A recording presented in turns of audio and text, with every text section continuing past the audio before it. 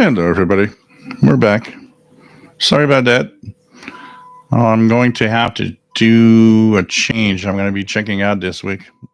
The software crashes in midstream, and it's been doing that for the past few weeks. The first the first stream, if you guys remember, stopped at like 2 hours and about 15 minutes with the exact same error that I had here. Last week we had a good stream, 3 hours and 15, but when I left it to the page where it actually goes away, where it's just like I could see the chat continuing and everything, but I stopped the stream. I actually had a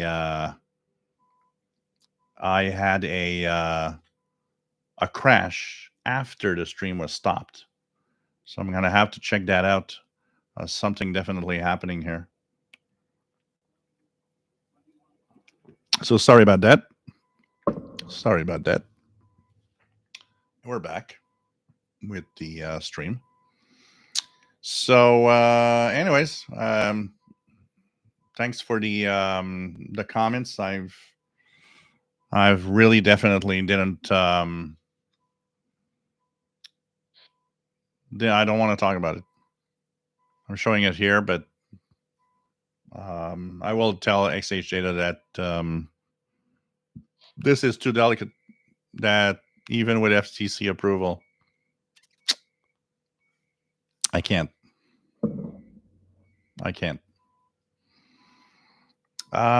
Sue, let's go back here. So welcome back, everyone. Hey, Danny Shortwave, Radio DX. Nice to have you here. What do we have? Jornalista Cefas Cesar, nice to have you here from Brazil. Nice to have you on board. And nice to have everybody back as the stream slowly. People are coming back here. So I find it really sad that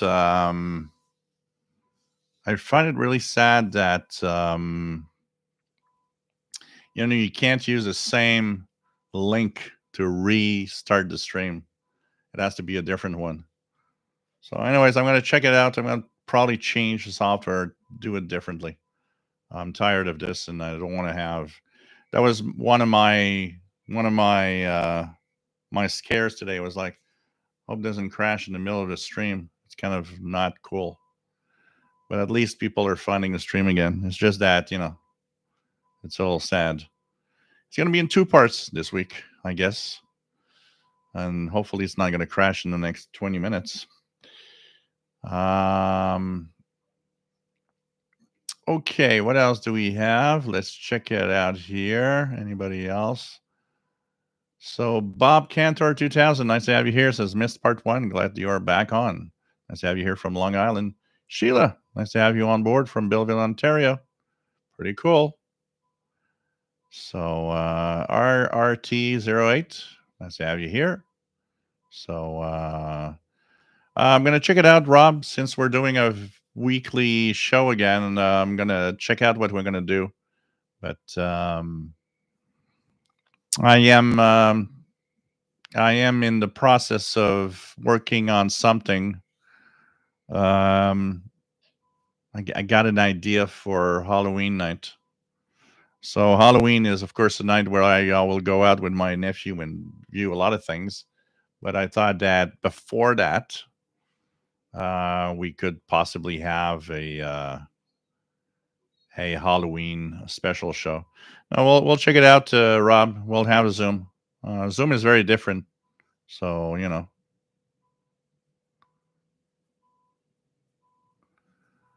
gonna organize a special Zoom for those that contribute for sure. Okay, technical difficulties comes for us all. Just a matter of timing. Yeah. So, anyways, that's where I'm gonna unfortunately not talk about this. I was offered this because somebody said, "Well, they're offering radios," and somebody suggested, and I got an invitation from XH Data to get this. I find it sad because if it be properly done, it would probably be okay. But so, Danny Shortwave, the XH data killed my stream a few days ago. Oh, really? Keyed up on 2 meters. It messed up my my weather station. It's completely nuts. It's like I don't know what's happening with this. It's not super sensitive. It lacks sensitivity a little. I have used my FT65 Yaesu FT65 antenna on it, which did improve some of the sensitivity on the ham bands. Danny Shortwave contacted them also about a radio. Thanks, Joe. I will not. Yes, I will not review the radio until they contact to correct the issue, and also post that FCC compliance somewhere in the manual in our box. So you know, when I it's the E100 Matt. It's the XH Data E100, but it also comes. It's a Baofeng. I would have to go to my email to check it out. It has a Baofeng number, which is the same radio with the same manual with the same errors inside. Yeah. Well, you know what, Danny, I sent you an email for that because I didn't want you to get in trouble. I you know, it's very delicate, and we're on YouTube, and there's people everywhere that just wants to, you know, create crap. So I thought, you know, I'm gonna send you a little something. Just wanted to make sure we are radio friends, and so, you know, I know you stream a lot and you do a lot of videos. I think we have to be just careful what we talk about and what we show. But unless they come out with a lockdown version, I can't talk about this. Just sad. That's the way it is, anyways. You know, and you know, I mean,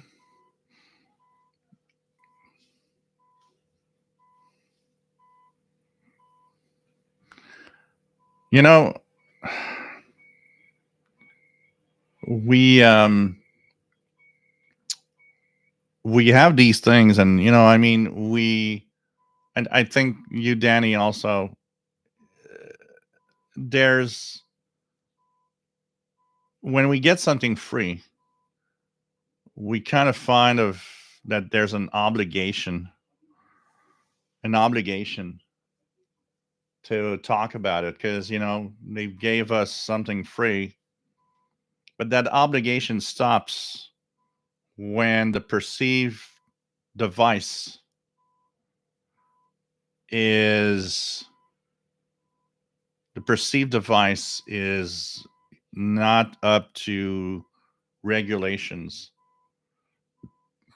You know, I did send them a message saying, unless this is the way they are sold, there will be no talking about it. And so, you know, we've got to use our head. We've got to do what's right. And what's right here is this cannot be talked about. I'm sorry. It's not because it's given free. And even if it's FCC compliant, let's say some FCC guy was sleeping when he approved it. You know what? I'm going to tell you a little story here. You know, we talk about FCC compliance and stuff. I worked in a factory that sold high-end lighting systems for 5 years. Okay? And you have the CSA sticker, which is like the what is it? What's the name of that thing? CSA is for. I'm trying to remember the. Anyways, and there's the UL, the Underwriters Laboratory something, and there was another one which was ETM or whatever. There were 3 types of stickers we put and opposed on each. So there was CSA, there was UL, and there was a third one, ETM, ETL, ETL. I think it's ETL. And I can tell you one thing. Working there, I totally understood how that was the crappiest crap of all. We had these high-end things that were extremely to the edge of being dangerous, because I was the guy seeing that. Approved by all 3 of these. CSA, which is I think is the Canadian one, UL, and ETL, I think was the other one. They would send one sample, but after that, we could modify it the way we wanted without ever having to be approved again. Some of the things that were sent there were a joke. And I understood that day that all of those stickers on these electronic thingies mean nothing. They're zero. These guys take thousands of dollars to approve. And what you see is like, yeah, come on, this is a big joke. And I've seen that where I was working. And you know what? I would put that to maybe the way the FCC is working. A big joke. This, yeah, maybe it was approved. How about you got the guy at the FCC that checked its specs on the handbands, never looking at does it transmit on other frequencies? Maybe the guy there was just looking at, well, this is a standard ham transceiver, never looking at beyond the, the things it could do, and said, yeah, approved. It's okay. It's approved.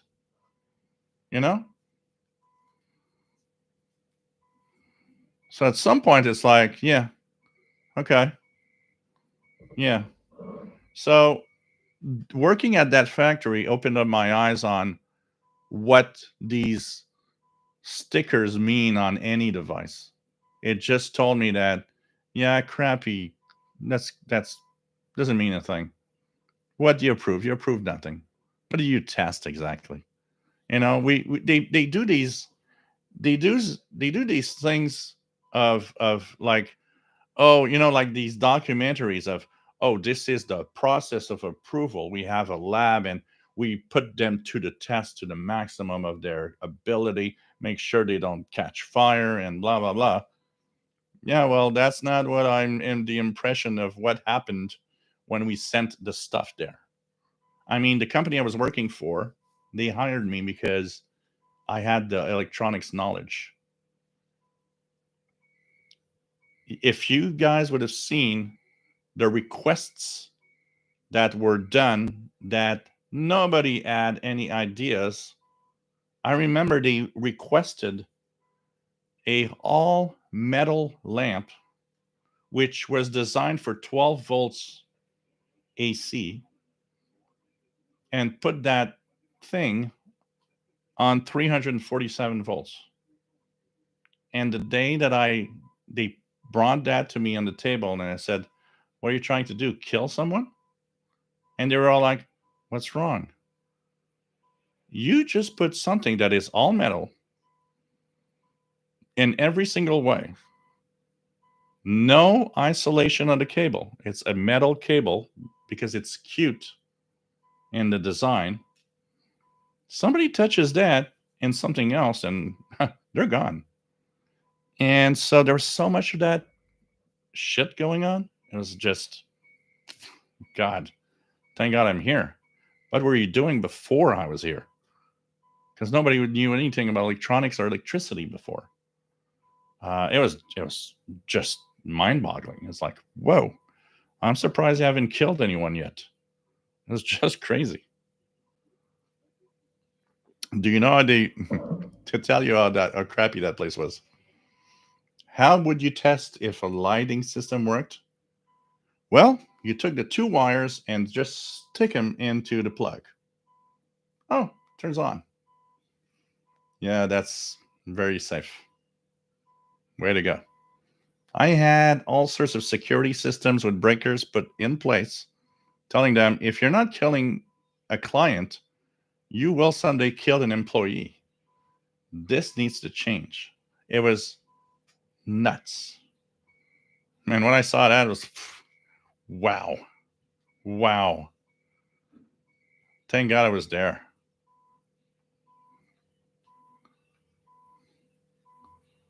It's like people have an idea of doing something, and I mean, their products were beautiful and very expensive because they were handmade.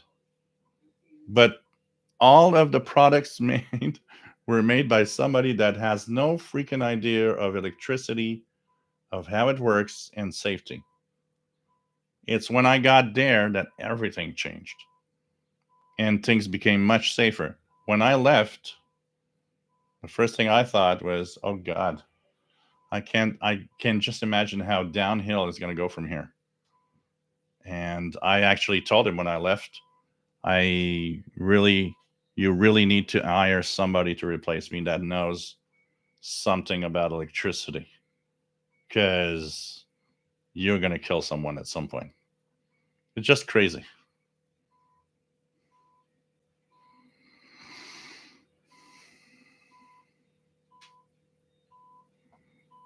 So, this is the little friendly family we are at. I mean, um, when I saw your video, Danny, I had to warn you. It's like you've been here forever. You're part of all this, like all of us, and it's like I see what you do, and you're working real hard in everything you do, and the live shows that you do all the time. I don't know how you do. I don't know how you do all these live shows because it's like once a week is enough for me. Although I'm having like a lot of fun, but no, I had to say something. It's like I don't want someone that's always been respectful and great on the channel to have problems because of a you know a lack of info of what this is all about. So this is the way it is. So I'm happy that we can all have you know yeah, I don't see any FCC stickers on the radio itself, which is also another indication of I don't know what. I don't even know if the box had an FCC sticker on it. I know that on the box it does say FCC approved. I think it does say it on the box. Vanilla coffee. Mohammed Ali was very good at punching people in the head. Yeah, that was his job. Davel, I speed read the new draft for AIM today. I think my brain juice is leaking. Oh God. Well, yeah, they did. They should have. They should have, made sure that it's locked. Different Gear TV. Maybe email the FCC or call them and ask them directly. Yeah, I don't know. Any shortwaves? Yeah, we cannot endorse a product that is not legal. Thank God the air band is at least locked. Oh man, that one would have been bad. Imagine, I look at the future of how this can be used for bad things. Because the majority of people are going to buy this. I'm going to be like, oh, it's walkie talkies. Because they're going to sell this to everybody. It's walkie talkies. Um, Not exactly.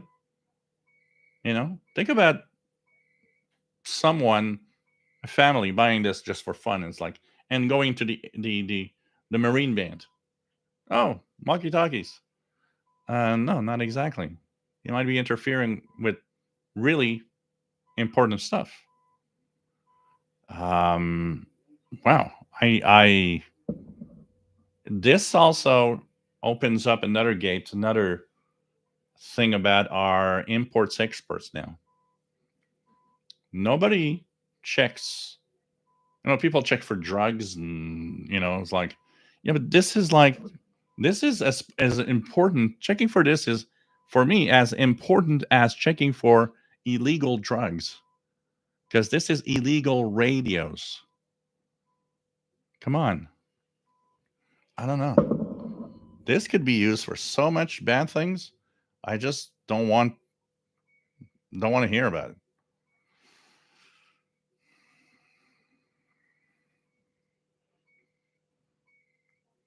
It's crazy.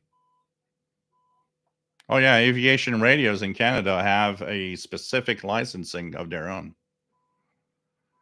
J. Artisan 69, nice to have you here.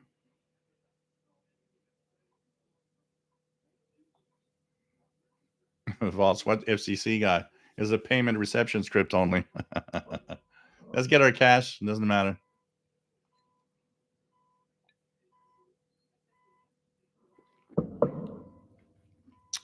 Yeah, I think we all seen stuff like that, Danny. Working at different places, and you're like, what the hell is that?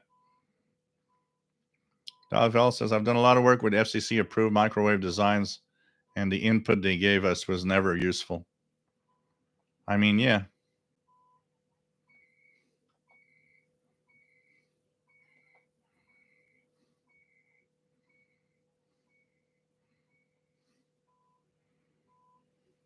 I mean, it's crazy. Crazy when you think about it.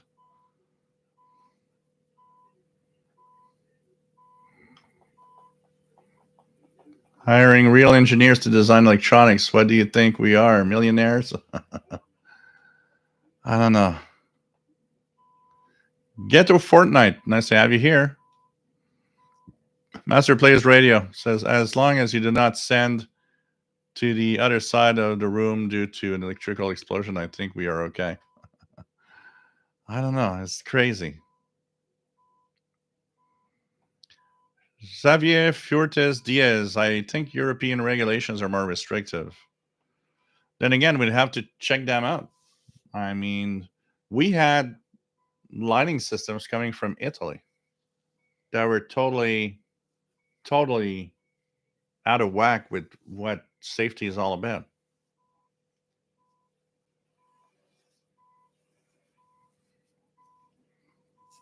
Well, I hope so, that Europe has better protections, because here it seems that, it.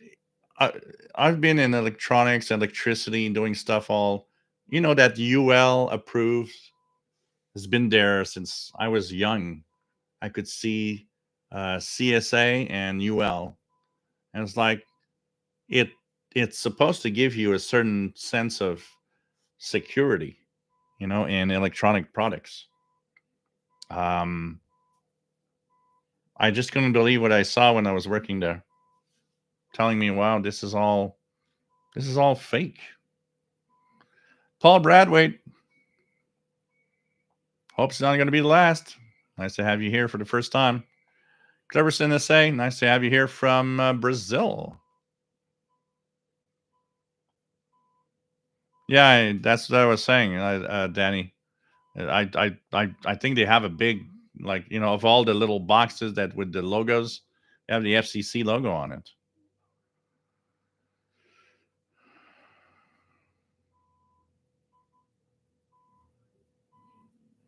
Yeah, I know, Mad Reality Xer. I'm not promoting it in any way. Just wanted to say this is illegal and should not be talked about.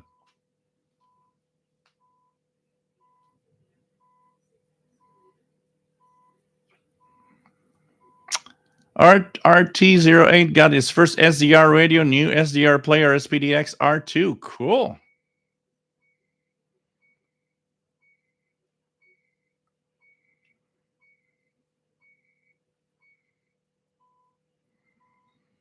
Different Gear TV. I think they nicknamed them Dark Side Radios. Yeah.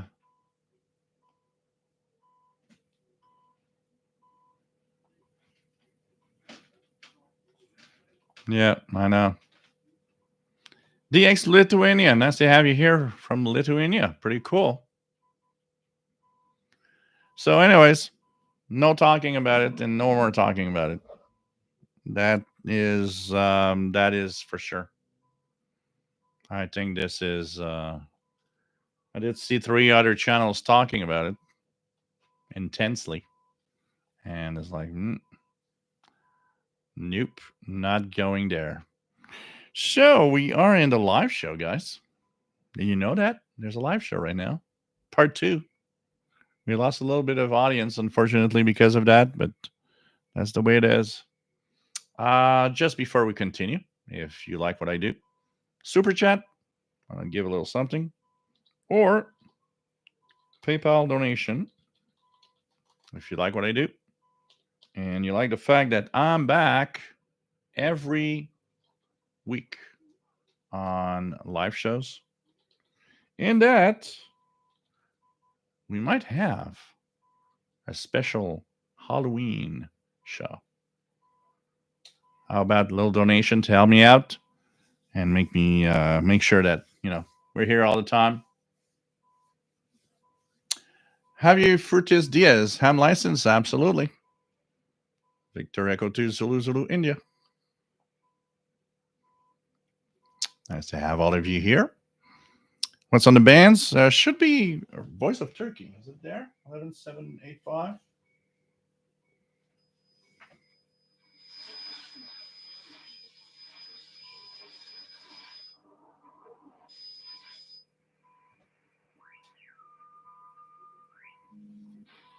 Well, propagation tonight isn't that great for Europe. Voice of Turkey is there on 11780.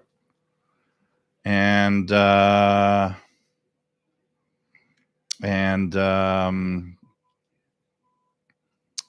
it's not that strong. There's Brazil on 11780 that is there. Apart from that, let's check out. Not super strong. WWV's on 25 megahertz. A few signals here and there. And cool, man. Radio the extra. Thanks. DMR fund started. We'll put that there for the DMR fund.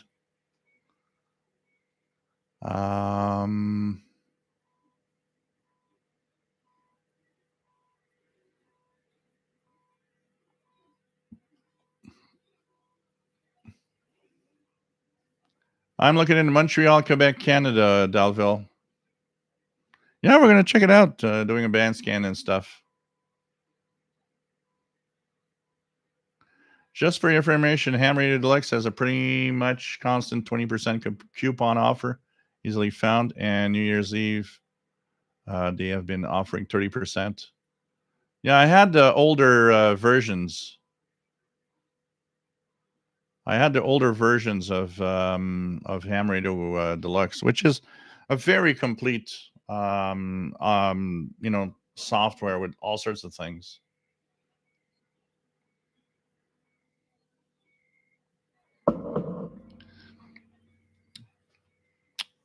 Hey, Joseph, welcome back.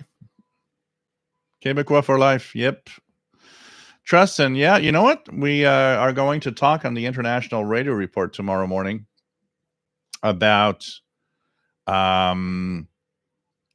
have a story about how a radio in North Carolina was extremely helpful in the wake of Hurricane Helene, and the fact that this should be used. There's these guys out there still saying with the AM and Every Vehicle Act that we shouldn't have AM radios in cars. It's old technology. Well, you know what? They know that AM radio was extremely important. They also know, we have the Thomas Witherspoon lives in an area where he was really hit hard. I mean, a tree fell on his car. The solar panels were like just torn off the roof of his house. He's been at the forefront of helping everybody by giving them ham radio transceivers so that all the community around where he is can communicate. He's been great when you look at all that he did. Man, this is where can somebody understand that modern technology, when it works, is great, but when a disaster happens, it's not. It doesn't work anymore. Your cell phone's dead. Your cell phone's dead. The internet's not there. How the hell are you going to get news? You're going to get it with a radio. You're going to get all of that with communications through radio. And I don't know why we have to repeat this all the freaking time, that when something's going bad, radio is the only way it's going to work. Man, this is nuts. I can tell you that. I'm tired of all these, like, what's that? The technology thing agreeing. I mean, I'm trying to find the name, but it's like, yeah, they're trying to push their crap technology that works fine only when it works fine. But oh, in the disaster, look at that, my cell phone's dead. Yeah, it's dead. Come on, battery operated radio. Come on. Thank you, Joseph. Thank you for the tip. Much appreciated. Thank you so much. So, really nice. Quep Quap. Is this Among Us?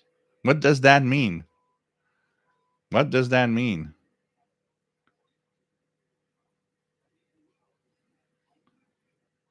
Here we had a great example of that we never need to forget. In 1998, we had one of the biggest natural disasters in Canada. Here, southern Quebec was in ice. I mean, we had a week of ice storms. All the power stations, like the pillars, just crumbled because the ice was too heavy. It was to a point where it's critical. And you know what saved? The law enforcement, the police, provincial police, even their communication system didn't work anymore. Who saved the day? Tons of hams that worked 24 hours a day and communicating all the disaster information so that everything could be coordinated and sent to the population that needed help. Um, yeah, it was 25, 26 years ago. Today, it's still as important. That's where I always find that ham radio operators lack in communication. We had a ice storm that lasted, like a couple of days here. They put, just to tell you, when you don't choose the right person, they put on the radio one of those idiot hams that can't even explain why and how it works. And okay, so how ham radio is important and so on. And the first thing is, like, I was listening to the conversation and I was almost ashamed of what I was hearing. I was like, wow, did they put the most idiotic guy that has the least amount of knowledge of amateur radio on the air and the radio station in Montreal? He was like, even Sheldon, that heard that conversation that they said, wow, you should call in and say, if you want to talk to a real ham that knows what's happening, maybe you should call me. And it was like, wow, we need to have a proper way of taking the ham radio, not just a hobby. Ham radio has an importance. Disaster, any problems happening, ham radios are there and capable of communication in so many situations. But you know what? Somehow that doesn't get out. Somehow we are just a bunch of old CB guys. And that's what we hear all the time. I hear that all the time. Oh, you do CB. It's like, I just want to slap you across the face. I don't know. It's like CB. Yeesh, look at my hand. It's big. It's gonna hurt. It's um, that's where you see that the promotion of our, yes, it's partly a hobby, but um, it's also essential in helping out the community when something happens.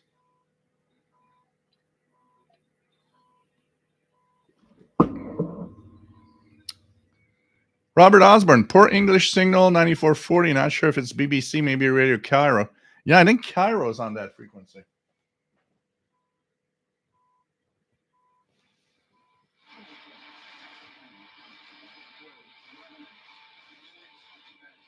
No, that's BBC. I'm hearing it here. BBC World Service from, I think it's from Oman, the Oman transmitter site. That's BBC 9440. I'm hearing it on my ICOM here.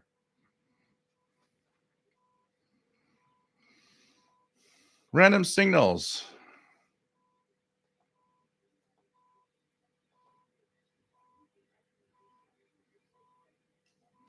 I remember when I started doing FT8, the local ham here was very pissed off, telling me it's not ham radio and really belittled me as an operator. Some people don't like changes. I think FT8 is great. Look, you don't listen to those people.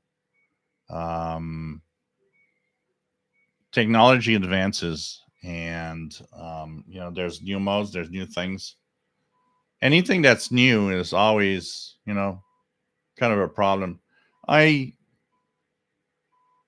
There was a comment about CW requirement being gone, and one of the hams saying, well, now we're building stupid hams. And I remember looking at that, and it's like, yeah, no, you're the stupid ham. Why put a requirement that keeps a lot of people off what amateur radio is all about because you think it's important? Hey, we're in 2024. We can move on. You want to go CW? Just go to your advanced license. Learn CW. Do it. But why should we have CW today? I mean, I've been pushing for the same thing, and a lot of people don't agree, but I've been pushing for the requirements to learn electronics for your ham license dates back to the 50s when, yeah, you would repair your radio. Do you think I'm going to open my Yaesu FTDX10 if it goes wrong? I'm going to have somebody qualified check it out. I'm not going to touch this thing. This is where we are today. So there are a few things that, could change to just make sure that we have people. One of the biggest lack of knowledge that I see in ham radio operations is lack of operating skills. We need to get ham radio operators know how to operate.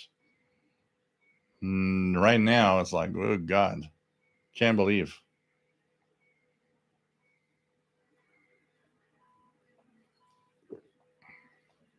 Look, it's the same. That FT8 guy that rants is the same guy that's going to say, "Oh, CB radio." Yeah, that's CB radios.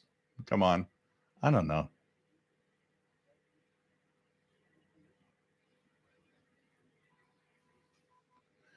Well, Jean Arash, that's a different thing. Is that they have some way of getting it still on, but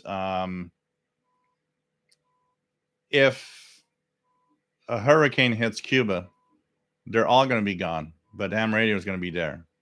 That's what we've seen in Florida, where streaming wasn't there. There was no more internet even after what, Milton, the other one, Milton. I mean, North Carolina is being hit. Like, there's half of the state doesn't have internet still. It's like, radio is the only way. Have you for this? Yes, just happened in Ukrainian war. Some people only get news on shortwave to start. Yep, and some medium wave. Absolutely.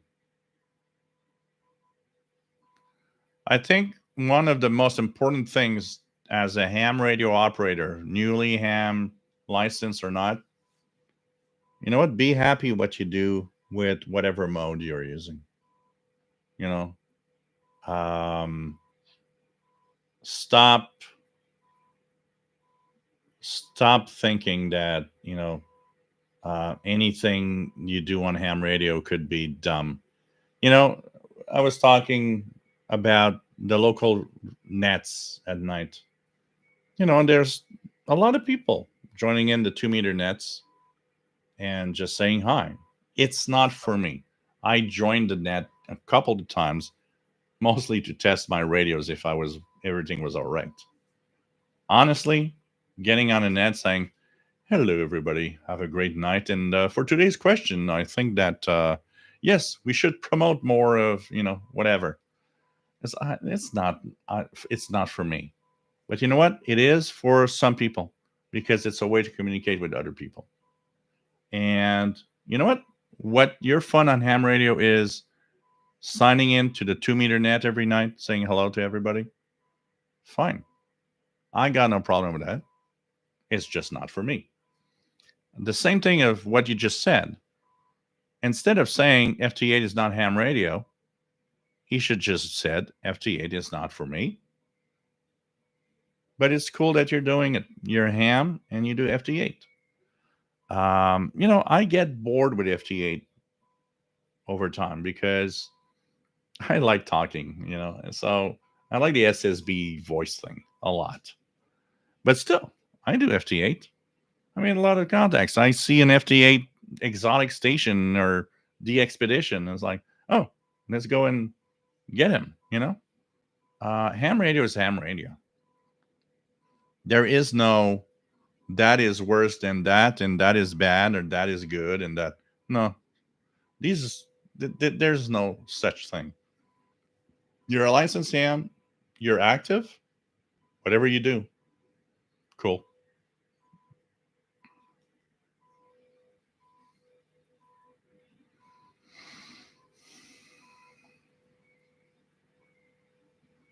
Yeah, random signals. That's exactly it. RJ Dakota. I always have the people who say they can find this or that on their phones. I always have to point out that's great until the internet connection goes down. Yep.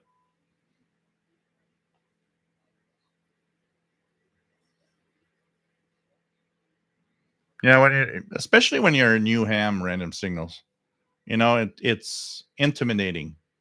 Having an old 50 years plus ham. I get it on my channel all the time. When I talk bad about the S22, the S2000, the Texan S2000 receiver, I got one guy that came on, and this makes me laugh all the time because it's always the same rhetoric. It's always, I've been a ham for 40 years and you don't know what you're talking about. Yeah, for sure. For sure. Please. I know more about radio than you do. It just makes me laugh. And, they're trying to belittle you or the worst is those that are just like convinced about something. They'll never, never, never stop. And you're like, okay, I got enough. Block. I got enough. It's like, come on. Marvin Mutz, nice to have you on board from the Japan Islands. Most hams here are low power VHF handheld. Radio ID scans and other. Nice to have you on board.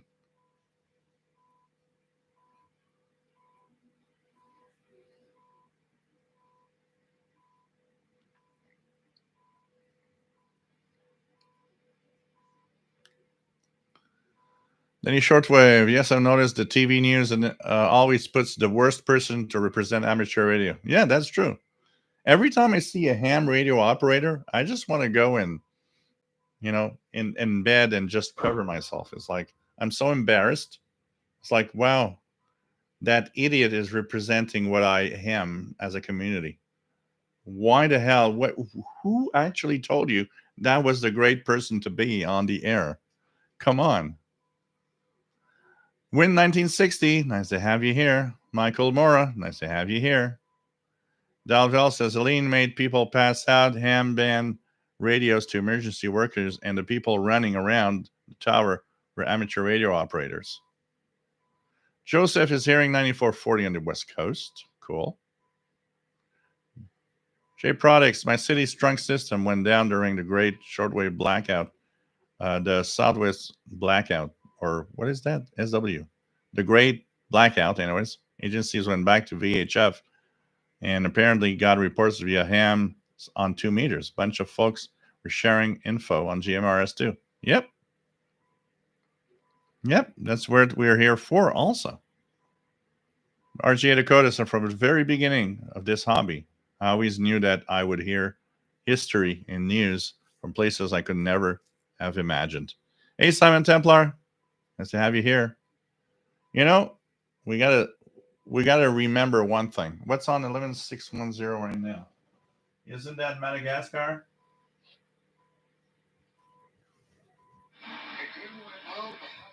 Yeah, I'm hearing it. That's Madagascar World Voice. Madagascar World Voice. I'm pretty sure. We're going to go here, check it out. But that is Madagascar World Voice, I'm pretty sure. Find 11610. And we are 22 to 23. Radio Feda, Madagascar World Voice from Madagascar in Arabic. So you're hearing Radio Feda, Madagascar World Voice, from Madagascar. Boy, that transmitter site is just amazing. You know, one of the things also that a lot of people don't understand about amateur radio, like, when you talk about talk to your family about what you do or amateur radio, and they're all like, yeah, okay, that's your stuff. Okay, amateur radio. But they don't understand that a lot of advancements in communications, commercial advancements, came from amateur radio experiments. Because still today in 2024, amateur radio operators forget that they are experiments of the radio frequency ranges. We are experimenters. We are here to learn more, do more with our hobby than ever. Somebody out there created FT8. You and me could be creating whatever new form of communications, as long as it follows the rules of amateur radio. A new ham digital mode, a new way of voice communication. We are experimenters. We are a huge lab of learning and trying new ways of communicating with each other. And this is still the case in 2024. I think there's a lot of people, too many people, that think this is just a hobby. Yeah, it's part of a hobby for sure, but it's more than that. More than that.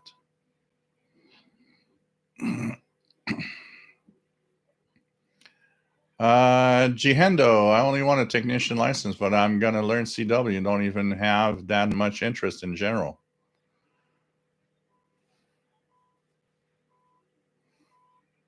What phone do you have? I've got a Samsung Galaxy S22 Ultra.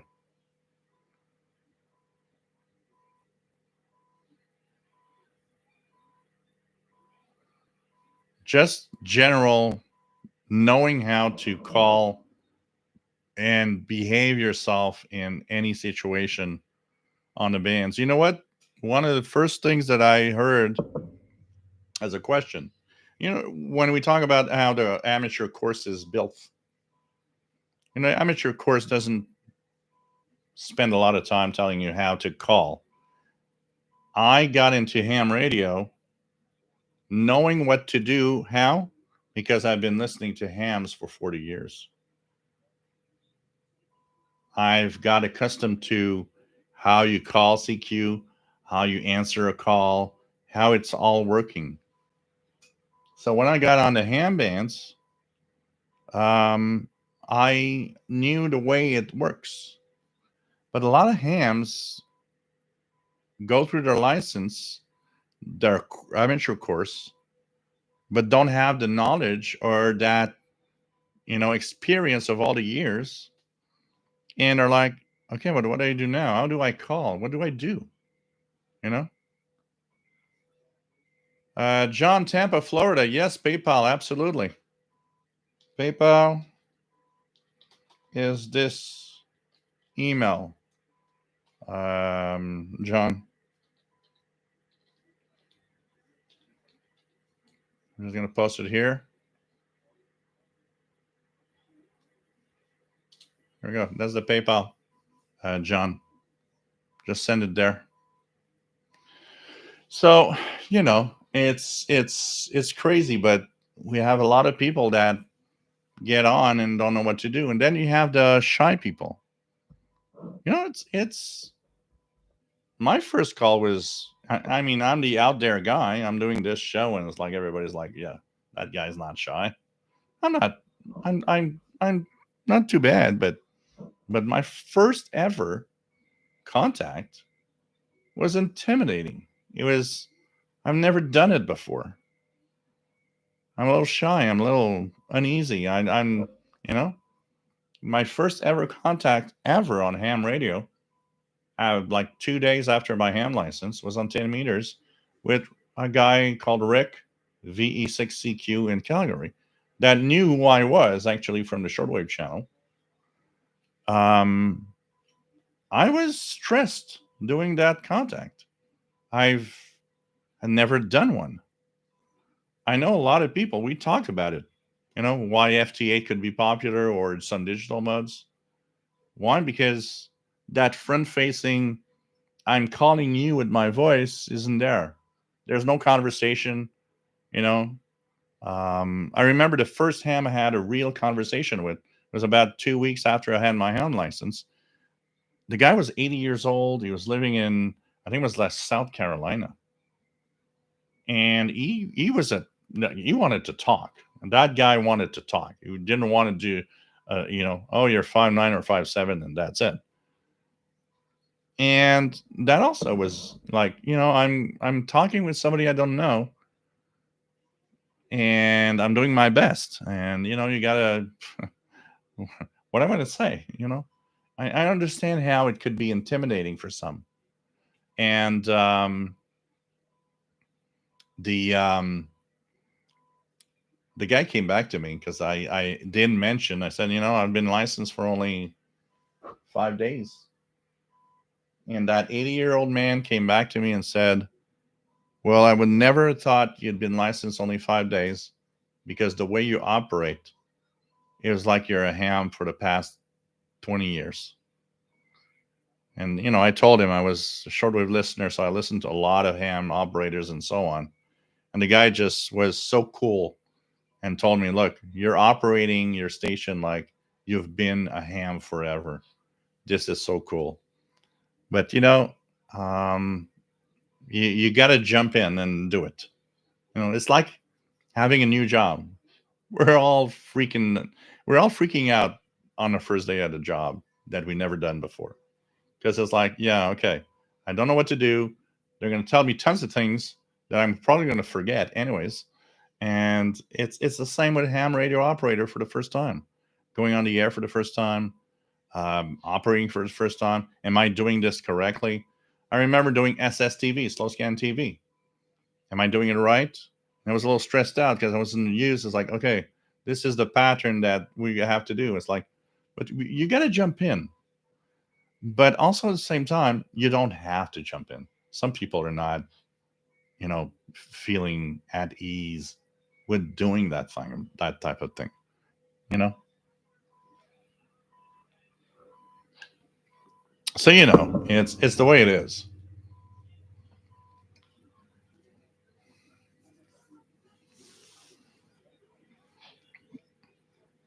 I like that. I like that Motel Schreiber V5 as they are. I've had a few decos of that. It's just so cool. So cool.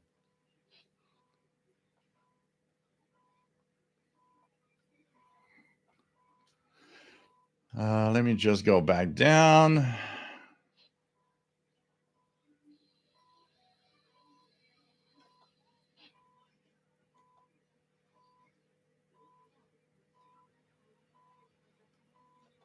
So let's go down.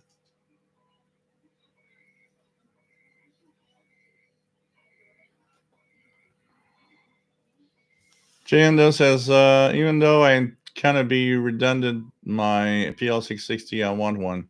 They look great. What noise is in the background? The beep beep, which is CHU Canada. Blue Star, seriously, what is the future of shortwave radio? There is so few shortwave stations to tune to, and the signal noise ratio is so bad. The good old days of 70s, time has changed. Well, if you're in Europe and Africa and Asia, shortwave looks like our 80s shortwave. There's tons of advantages to having shortwave, especially in all the countries that are going bad, where there's nothing going through on FM.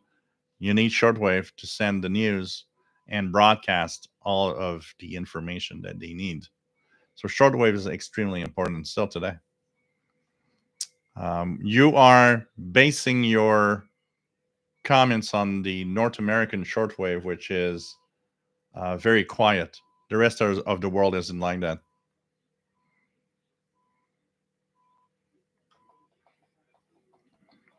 See Marchi 128, nice to have you here. On a safety story, I was putting some coax up over a month ago and was up on an old 5-foot ladder. The ladder broke and I fell, hit the ground very hard, and broke my left hip. Oh, God. Hope you're better now. 8 days in a hospital, and I'll be 4 months in a wheelchair or crutches. Hey, take care of yourself. That means security is important. Yep. A lot of people with those big towers don't realize you got to be careful. Danny Shortwave. Went to FT4 on 10 meters. Some idiot is talking on the FT8 portion of the 10-meter band at this moment. Yeah, there's a lot of that happening.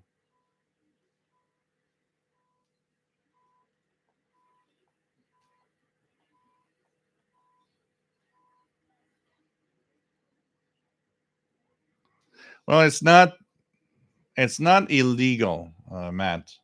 If you use upper sideband on the FT8 portion of 10 meters, there's nothing illegal about it. But you're not going to make friends because the band plan is a gentleman agreement, meaning we all stay in our modes and our different frequencies that are supposed to be used for that. But it's not illegal to be in upper sideband, say voice on 28074, but it's obviously someone doing intentional interference. That is illegal, though, if you're intentionally interfering with. Killint, it's been a while. Good to see. I've just recently hooked my long wire to my hack RF, so many signals. Cool.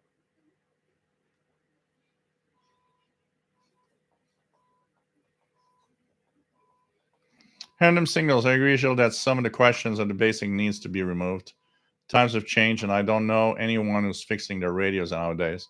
Parts are getting hard, smaller too. Yeah. When you tell that to a ham, especially older hams, oh yeah, we're going to dumb down the exam. No, that's not dumbing down the exam. It's not dumbing down the exam.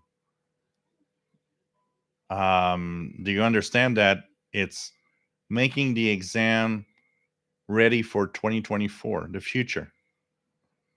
But so many are like, oh, you're dumbing down the exam. I'm going to have idiots on the air. And I'm like, no, it's not. It's not what's going to happen. Just the fact that you have to pass an exam, even if it's simpler, weeds out a lot of the idiots already. And God knows how many idiot AMs, anyways, are out there.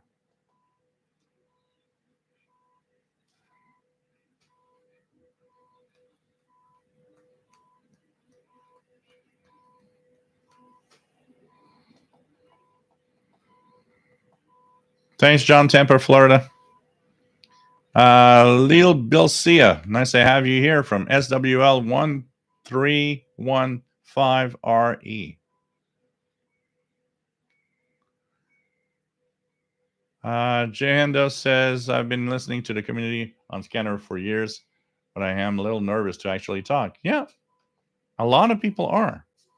You know, even if you don't see the people in front of you, I always say that talking amateur radio is like being in front of a room of people and having to do a speech, because it's kind of a little bit of that way.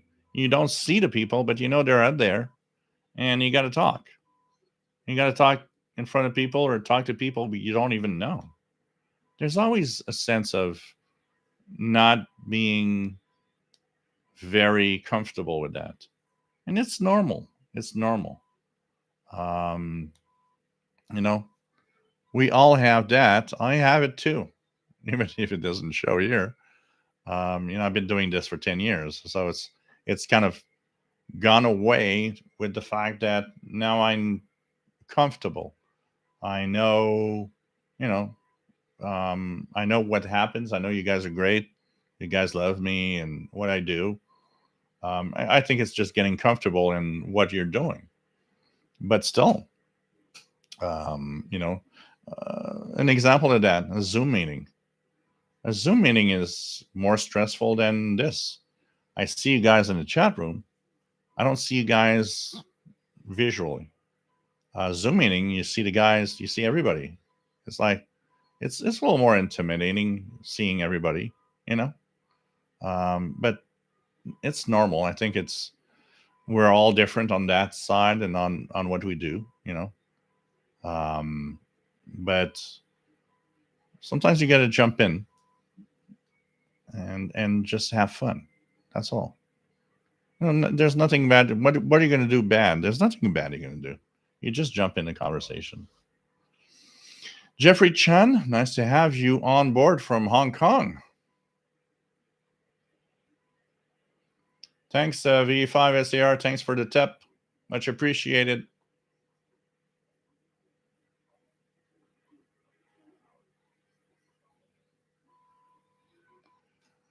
Davel, I think we should promote taking your friend to license test. It's easy to do. BMC Bike, nice to have you here from Switzerland. Like to make DX and normal QSLs, just hate the 5'9" hams. And you're 5'9", but you've been, what's your call? Again? Again? Again? Oh, you're 5'9". Yeah, for sure. That looked like a 5'9". Made me repeat 5 times.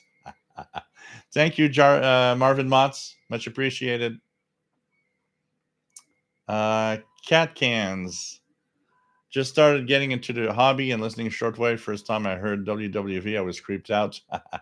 It's mysterious. Honestly, I go back in time in the days when I started listening on my Realistic DX100. And the first time I heard WWV, the first thing that comes to mind is, what the hell is this? And why is there a station giving time on the radio? Because, you don't understand, why does this exist? Exactly.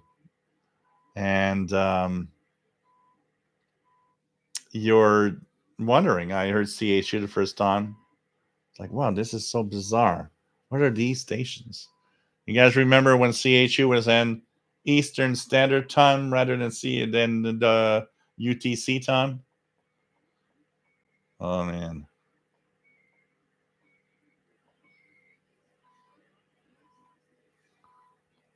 Oh yeah, you'll hear Jando. You'll hear some number station in the center of North America. There's quite a few of them that's going to make it there. The best place to go if you want to have number stations is Priom, Priym. This is a good listing. There's a lot more than that, by the way. Look, right now it says the next station, there's going to be an UNID 4822 kilohertz CW. So that's in 13 minutes. So check that out. Check that out. Priom. And you are going to hear something for sure.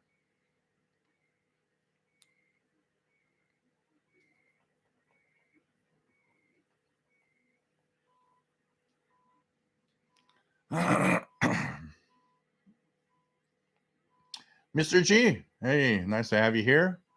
I'm currently studying for my general, and I have been in a homeowners agreement for the past 20 years, and now I am not. Cool. Get that ham license. Yeah, and that is one true thing about it. One Javier Fertez Diaz says the rate of idiots on the internet is bigger than ham radio, but no license required. Yeah. Does anybody recommend a good ham radio to start out on HF? My current ham radio outlet recommend a Yaesu FT DX10. You know what? If you have the money for the FTDX10, go for it. Think about it as your main radio for many years. But you don't have to go there. That's what I have, and I'm extremely happy, honestly. You could go cheaper. You know, the ICOM IC 7300 is one of the favorites of the ham community. And it's going to save you a few $100, that's for sure. Whatever you choose is going to be good anyway. It depends on your budget. You know, if your budget isn't tight and you're like, whatever, Yaesu FTDX10, go for it. If you want to save some bucks, ICOM IC 7300, great transceiver. Also, you got to think about something. What do you want to do? Some people like to buy some transceiver capable of the VHF UHF range also. Depends what you want to do.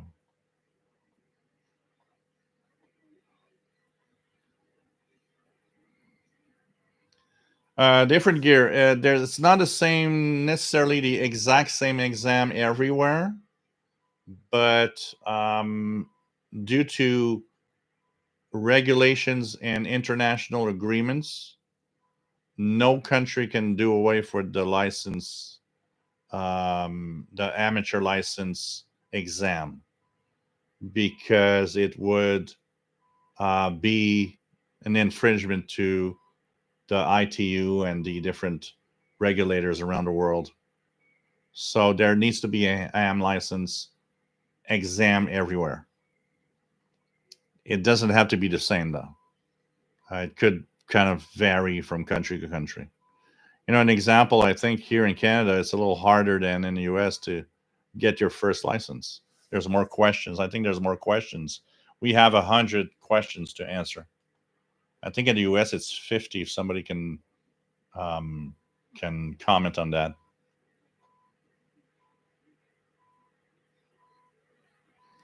Joseph, I wonder if there's any info on how WWE make its clock sound. It sounds like ancient analog tech. On their website, they do have a way of they do have a extensive info on how they do it, how they've chosen different tones and all of that. How what is it, the fourth minute or something, which is a special tone for some purpose. There's a lot of stuff.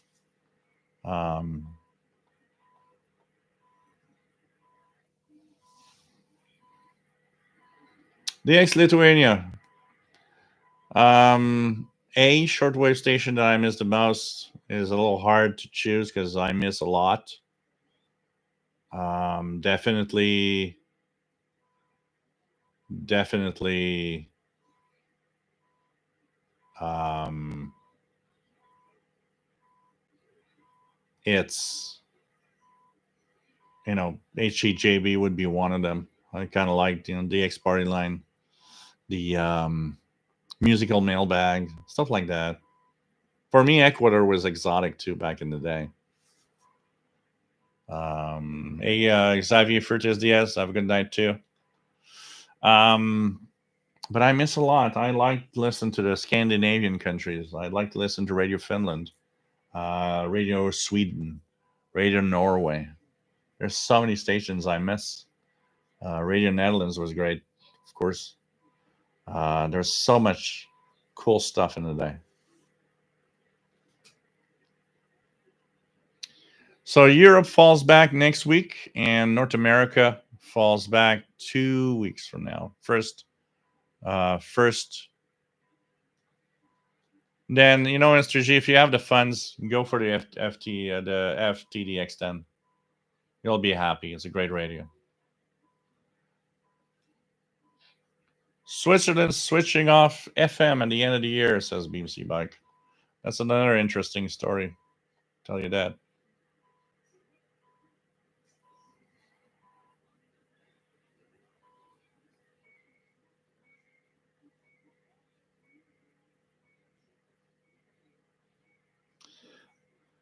Danny Shortwave started with the Xiegu G90, then I got a Yaesu FT991A. I left them both, and 991A also VHF, UHF, and C4FM. That's something to think about also to our friend. If you want to go into the VHF, UHF range, have a package that does it all, you could go to the FT991A, which is that. It's going to give you a lot more. Mad Radio DXer, the thing with the FTDX10 is, yes, it's great, but if you find it's not for you, you wasted your money. That's why I recommend a much cheaper G90. And depends what you're going to do, and that's important to put into perspective. What exactly do you want to do on the amateur bands? Where are you going to be? On the HF only? FTDX10. If you're going to want to do VHF, UHF, there's other transceivers that have VHF, UHF capabilities also. So it's important to try to find your spot there. Michael, nice to have you on board.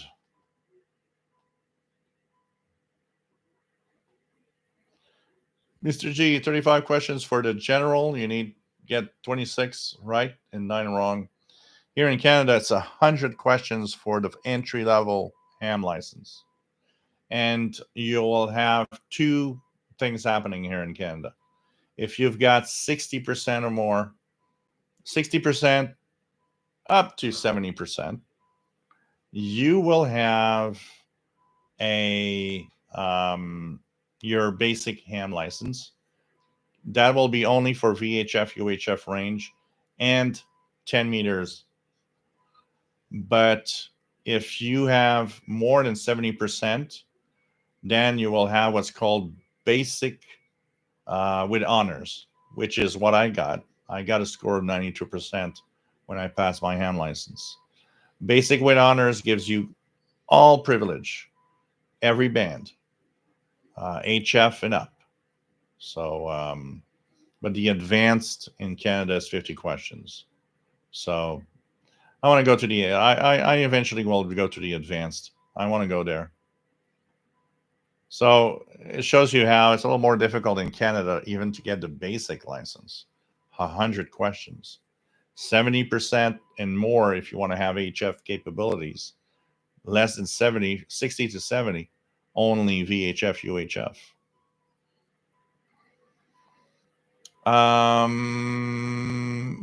Kevin O'Reilly says the Yaesu FT710 is a great rig, cheaper than the ICOM 7300. Okay. BBC Bag love to listen to RTL. Yeah, that's a TV Luxembourg. See, Marchi, were you into AM radio? I remember a bit of it of the 70s, but I was a kid. Yeah, kind of. I was a little back in the day. Kevin O'Reilly, Radio Netherlands was my favorite station. Random signals. Yep, in Canada it's 100 questions, 70 years to pass. Let's see, it's 80 and more. It's 70 to pass. Okay, thanks for correcting that. 70 to pass. 80 is basic with honors. Okay, I wasn't sure. I said 60, and I was like, I'm not sure. So thanks, Random Signals, for correcting. So it's 70. So imagine that is harder than the US. We need 70% score just to get VHF and UHF privileges. 80% and more with basic with honors.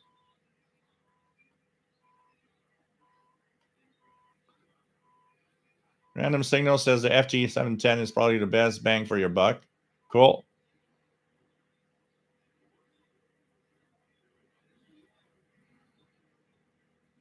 I made a few contacts with Antarctica, and I have a couple of contacts with Nunavut, Canada, some stations high up in the Arctic Circle.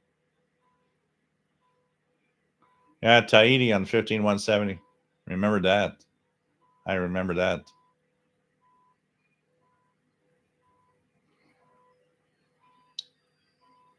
Yeah, DX Party Line, Kevin O'Reilly. Tasso V, nice to have you here. W7I Homebrew, hey, nice to have you here, Bert from Virginia. So it's kind of so it's a tough one in Canada. We got it tougher to actually get on the ham dance, which is kind of interesting when you look at it, for sure. Adam Signal says I've heard from some Americans that took the Canadian basic exam say it's much harder to pass than theirs was in the U.S. Yeah, I've had a few people tell me that too. I mean, if you're ham in Canada, you're a real ham. We're the real guys. Canadian hams are the best. Yeah, I know. I'm talking for my own country. Mr. G, my goal is to do contests and to speak with people around the world, DXing and collecting a lot of QSL cards. Yeah, that's cool. That's cool. Canadian bacon hams. That's so visual. Any news on Zoomer Radio 740? You're able to pick them up? Yeah, I usually hear them here in Montreal.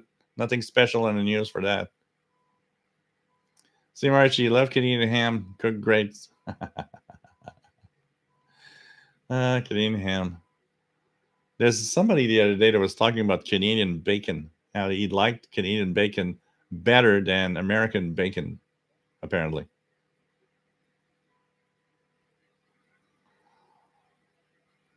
Oh, God. So we're getting into the 23-hour UTC range right now. Any pirates right now? How about checking out pirates? HF Underground. Any pirate activity right now?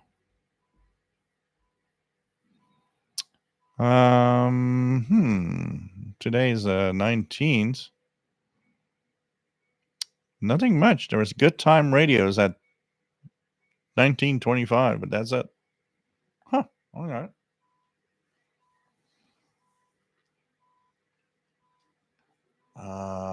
Tasso V haven't been coming into New York like they once were.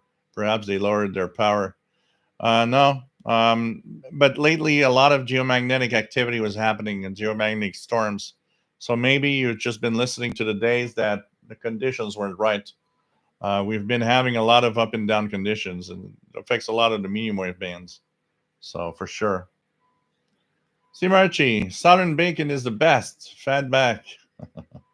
I have signals. I send QSL cards. Anyone who sends one, I send one back. No question. I love QSL cards. Yeah, what I do usually is if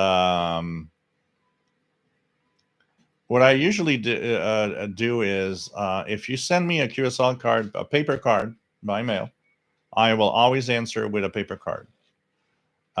If you don't, I can send you an eQSL for those that send me an eQSL. But I will answer with a paper QSL. Anyone that sends me a paper QSL. Mr. G, so with that being said, in my goal, I would like to get the top of line ham radio, although the Yaesu company is creating new Yaesu that will get me all bands plus 2 meters. The current one doesn't. So that's the thing. Do you want to go up to the 2 meter band and 70 centimeters? That will change if your goal is HF plus 2 meters, 70 centimeters, then the FTDX10 is not the radio for you. Radio for you will be some of the choices that some have given, including the FT991. It depends what you want to do. Do you want 2 radios? That's my choice. My personal choice was to get one of the best HF rigs and buy a separate radio for the VHF UHF eventually, knowing personally that VHF UHF is not important for me. Also, it all depends on your personal what you want to do. Artie Curtis, did any of the Canadian medium wave broadcasters ever increase their power above 50 kilowatt? Sometime back, Zoom announced they might be increasing their power above 50. I think 50 is the maximum they are allowed on a medium wave. I'm not sure, but I don't think they're allowed more than that.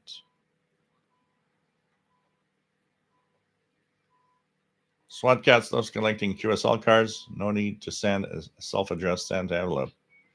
I'll do a little special for you guys. Next week, I will do some ham contacts with the contest, and I will do a special. Anyone that gets my signal with proof, you got to record my signal, and that's going to be the tough one. I don't want to have a yeah I heard you. No, record my signal only a little bit with my call sign. I'll recognize my voice anyways. And you send me an email with that little clip. You are going to get a paper QSL in your mailbox if you do so. Trustin, do you make many contacts from the Canadian I North? I've made a few contacts with Yellowknife and the Yukon. I made a few contacts with Whitehorse. I made a few contacts with a ham that's in a Rankin Inlet, I think it's called, near James Bay, really high up north. He's there usually in the summer because he works there at a mining company. I have 5 or 6 contacts with stations, ham stations up in Nunavut and Northern Territories of Canada. Both voice and FT8. Tasso, Oswald the Cat, he's great. UTV and ham, KD9 WNV, nice to have you here from Wisconsin. Radio Signal says it's nice to have separate radios for HF, VHF, UHF. Allows you to listen to local activity while playing. Yeah, that's what I've been doing pretty much. So what day and time, what UTC, if you're not transmitting on the stream. I will be transmitting on the stream. That's why I will be asking for a proof radio-wise. Because next week is the CQ Worldwide SSB. I am going to be participating in it. I will probably do some contacts during the live show. But you will have to record off the radio that you're hearing me if you want to have that QSL. Danny Shortwave, yeah, I've had a few stations from Alaska also. A few stations from Alaska. These are kind of nice. So it's like the stations you're like, this is cool. It's like so mysterious when you think about it. It's really, really nice for that.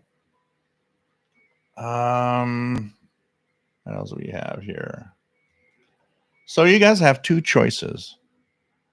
I either sign off, or I could go and get myself another beer and we continue a little more. What's the vote? Continue, beer and continue, or stop now? Of course, I already know the answer. You guys are gonna be like beer time. DX Lithuania. How hard is getting like a ham radio license in Lithuania? Yeah, I'd like. Well, I would have to know how. What's your requirements? How does it work in Lithuania? What's the exam like? To make it to get a contact, to get a ham license. I don't know. Compared to Lithuania, I don't know how hard it is. Random signals. I like to make contact with you over the air, so I can send you a card. I'll keep looking for you. Keep a lookout for VE3EC. Yep, yep. Of course, everybody wants me to get a beer. Beer time. Beer, please. Okay, guys, we're going to have a beer, and I'm going to come back in a few, in a minute. So it's always 5 area somewhere. Well, yeah, it's 7 here, 7 p.m. Anyways, so I don't have to go anywhere. How do you know that? Sun just came up on Marvin Mott's place, so it's going to be like, yeah, coffee for you. Better, better have coffee for you. So So Danny needs to get a beer also. So let's just all join in the fun. Hopefully that this is not going to crash again. And 25 megahertz WWV is still coming in pretty cool. So back in a minute with beer and pee. Yes, I will have a pee break. Absolutely. So a minute and a half, 2 minutes. Give me time. I'm back. Won't be long.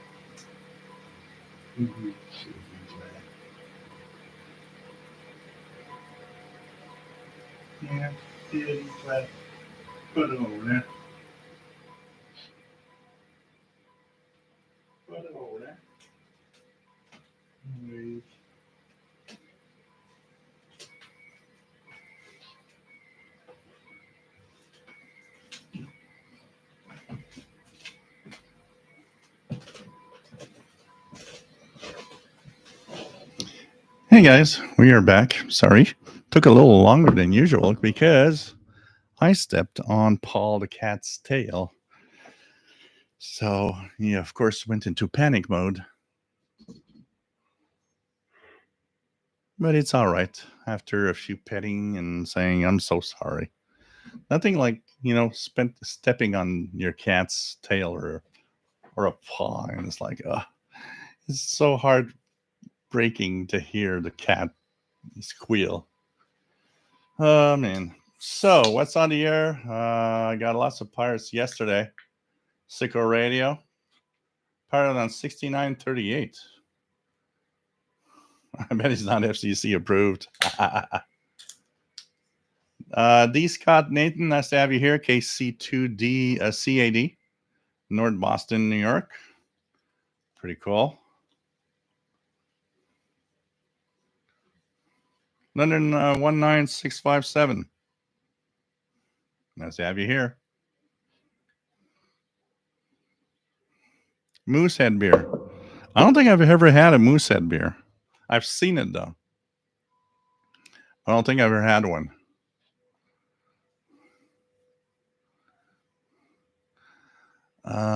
Beer, FT8, and watching live show. Life is good. Yeah, that's cool. That's cool. So poor Paul the cat. Kamikaze 76. Nice to have you here. So 23 UTC. Checking out what's on the bands. And I'm surprised that I'm still getting. So there's 6938 app on ID. Let's try it out here. 6938.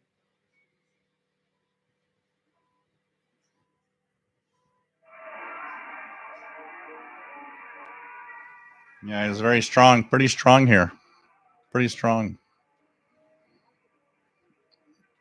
6938 upper sideband. I'm not on ID Pirate right now. And pretty good signal in Montreal. Different guy TV, Gear TV says, do you use rechargeable batteries in your Texan PL680 or just alkaline ones? I use rechargeables for the most part. I've got about 50 rechargeable double A's here.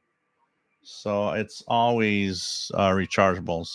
I do keep alkaline in a box just in case, but I use rechargeables. Random signals. I've had a few fin du monde a while back, and those put me on my. Yeah, these are strong beers. Absolutely, they're actually not bad, but boy, it's like you will be going easily. They're very strong. Kamikaze, are we back to weekly shows? Yep, weekly shows. Absolutely, absolutely. Once again, for those that love what I do and like the fact we're back on weekly shows, we're going to have a Halloween show and just enjoy what I do. You can use the super chat here, or you can do a PayPal donation at this email address that I'm posting now. For those that want to use PayPal rather than doing the super chat. Thank you, London 19657. And pretty cool to have all of you here. Thanks for the live show. My wife is out of town visiting her mom. Kind of a little low background noise, atmospherics. Yeah, that's not too bad. I was going to check out space weather. I want to see what's the K index. Conditions seem to be pretty not totally that great. Turkey was a little wobbly, which tells me that it might be a little bit of. So if we look at K index at 3.6, yeah, that's unsettled conditions. That's kind of a hard one. So that's why conditions are not 100%. So sweat cuts. I'm at work testing all the electronic systems because of the airplane. Beach Jet 408 took a lightning strike, including the radios. Wow. Hope it's not too damaged. Not too damaged. BMC bike. Anybody knows whether you have to register for CQ Worldwide or just send in the log? No registering required. BMC bike. Just log the stations, and you'll eventually get the details that's going to tell you that you're in, because you'll be making contact. So your call sign will be in the log for the CQ Worldwide. Then take what you have, all the stations you have logged, send them in to the CQ Worldwide. They will ask you for an email and all of that so that you can get all of that in. And they will compare your log with the stations you've actually registered or the stations you've logged, and put all of that together. It's a very simple thing.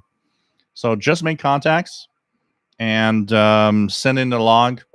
Fill out the form. When you send in the log, they're going to ask you for your details: your name, your location, your call sign, and then you're going to have the possibility of entering your email and all of that. You'll be in.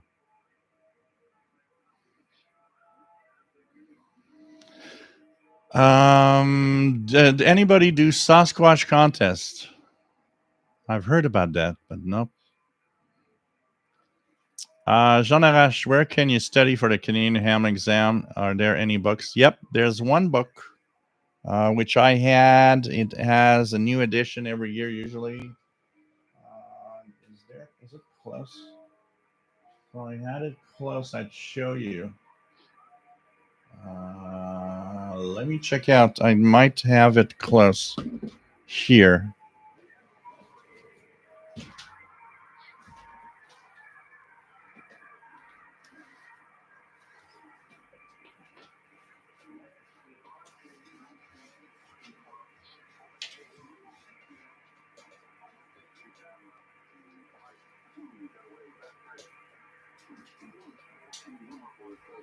I got it here.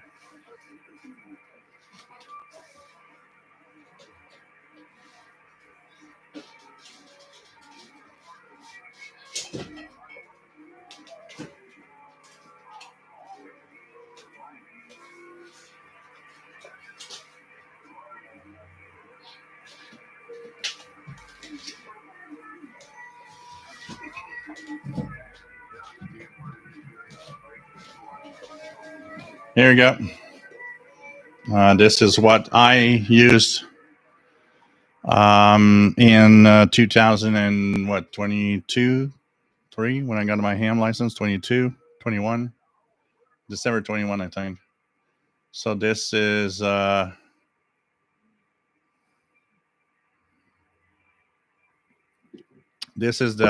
study guide. They have a new edition every year, pretty much, or almost every year, by Coax Publications. So this has all of the answers to everything. This is the book. So you can get that online probably somewhere. If you go to what I did for my ham license, I went to the RAC, the Radio Amateurs of Canada website, and they tell you all the dates and where you can pass your actually get your ham license course. In my case, and still today it's available. If you don't want to go somewhere, you have the course today that is a Zoom, like a Zoom meetup. So it's virtual, and you can do that virtual.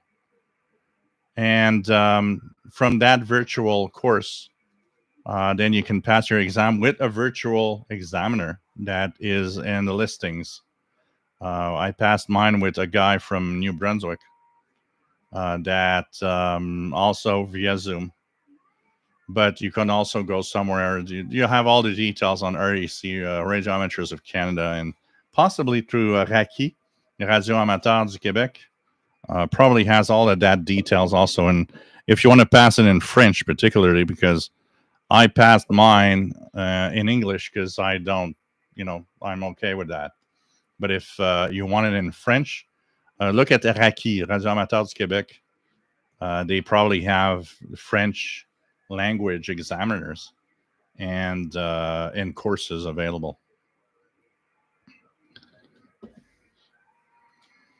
But I'm not sure. Maybe RACI has something, but I'm not sure if there's this in French. Might be, but I'm not sure. You would have to check with RACI for that.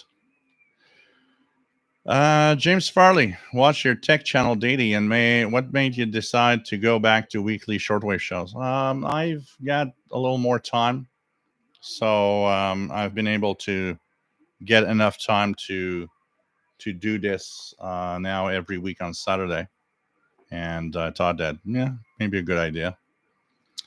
John, Tampa, Florida, receiving now HLL South Soul Medio fax on 5855.6. That's interesting.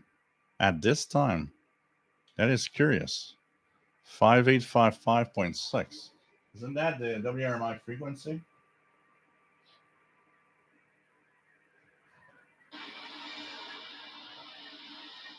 Okay, let me correct you. No, you're not receiving South Korea.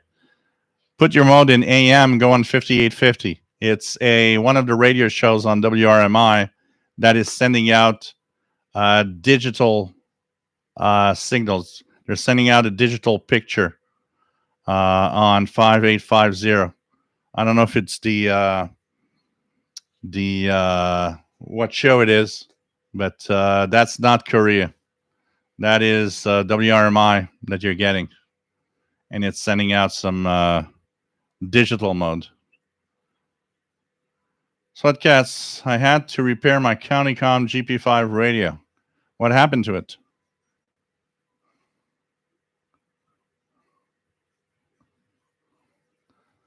Yeah. Because if you look at a map from Florida to South Korea, you'd see that all of the path is pretty much daytime. So it might make no sense that 5855 is actually propagating such a low frequency.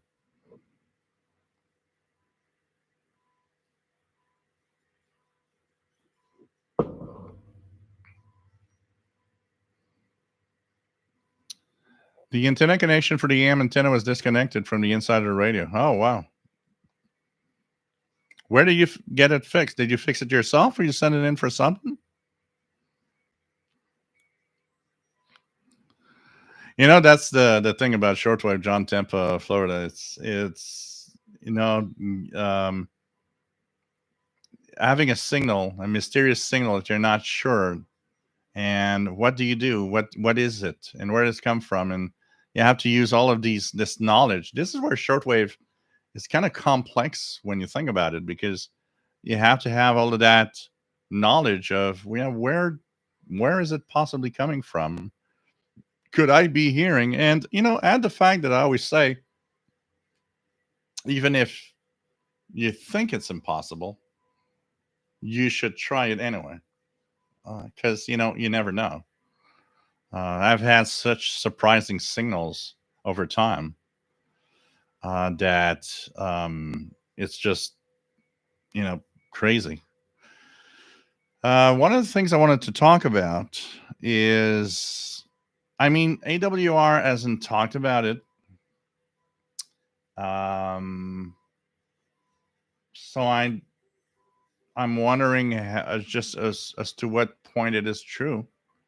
So there's a lot of talk right now of AWR, Adventist World Radio, leaving shortwave, except for their Guam KTWR broadcasts that would continue out of Guam in the Pacific. And this is big news if it truly is true, because it apparently would be happening as soon as next week's schedule change. All AWR broadcasts from all the relays would be gone. And I'm trying to think, because all I heard, there's still no official announcements from AWR. But that is a big news, because they are using so many relays that it's really AWR, not TWR, Adventist World Radio. They are the main user of the Moosbrunn, Austria transmitter site. If they're gone from there, nobody else is there. There's only one daily transmission of 30 minutes of Radio Austria in German, which means, and a lot of people are speculating, well, how about they're going to close down that transmitter site? No one's renting anymore. Madagascar is a big transmitter site being used by AWR too. This is scary, because it now removes probably what is one of the biggest shortwave broadcasters right now.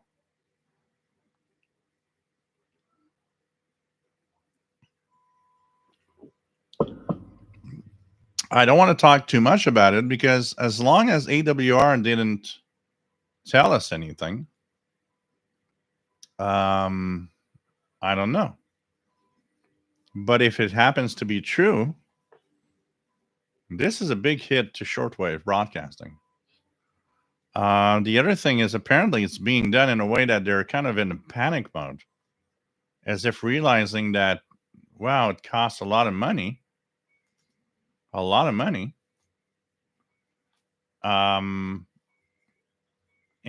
we don't have that money. I don't know. This is an interesting one. I'm going to wait until it happens for real, if it does. Hey, Keegan DXer, nice to have you here from Northwest Arkansas. So we'll see what happens with AWR, and we'll see if it happens. But dang, this is big news if it happens. I can tell you that. We're going to have a lot of the shortwave broadcast gone. The shortwave bands are going to be quiet with that. Very interesting. So it seems to be a very, very quick decision, not something that they thought of in long run. I don't know. Paul Palinkas, I hope Wavescan sticks around. I think it would, because since they're still broadcasting via the Guam transmitter site, I think the Wavescan show is going to be there. Actually, I've been monitoring Wavescan because they talk about all of that. So I've been wondering if Wavescan's going to give us a hint of what's to come or not, you know? KWN61, nice to have you on board from Tucson, Arizona. And as we are continuing the live show. Yep, I don't know, it's something interesting to look at. Every scheduled season is always very interesting, because if there's a spot where any broadcaster will leave, this is one. Yep, RJ Dakota says Wavescan might be vendored by WRMI, because I mean it's Wavescan is actually recorded at the WRMI studios every week, so definitely WRMI could be taking it over. Absolutely. Paul Palinka says, I know Dr. Adrian Peterson is retiring. No mention on today's Wavescan. So the new version, did you listen to, I don't know if it's available now, the new one, the new AWR Wavescan is for Sundays, for tomorrow. This is what's going to air on WWCR tonight on 4840. I don't know if it's available yet on the their website. Let me just check something here on their website.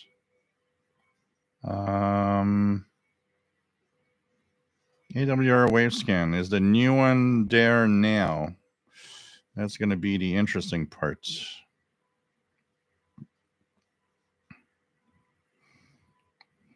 AWR Wavescan. And if we look here, so the one October 19th, yeah, it's on. And they just posted it today. So is that the one that you listened to? I'm going to be listening to that. You know what? I've been using that. So you guys could see here that this is the Shoyoung R1, which is not that great on shortwave, but it's a great looking radio, old style radio. I've been actually pairing it up with my phone, listening to DX shows over it. I find it kind of cool.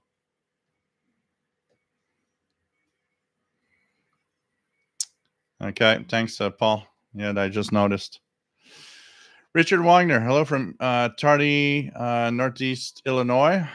Picking it up on part 2. Put a battery in ERV. BMC Bike Tank 73, gotta go. Take care, my friend from Switzerland. Always nice to have you on board. Hey, Danny Shortwave, welcome back. So, if AWR Wavescan, if AWR just leave shortwave, I think it's a big hit for a lot of the shortwave relays. I don't know. It's very interesting what happens with that. I mean,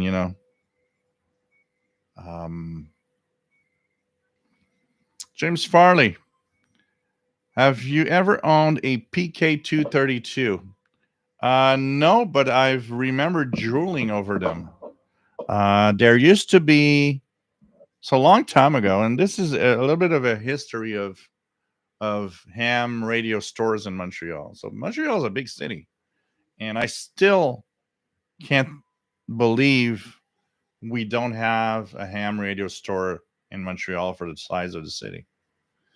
So anyways, back in the 90s, there was a ham radio store that was in Montreal. There was only one of them. And I remember I would go there from time to time. It was kind of far away. And I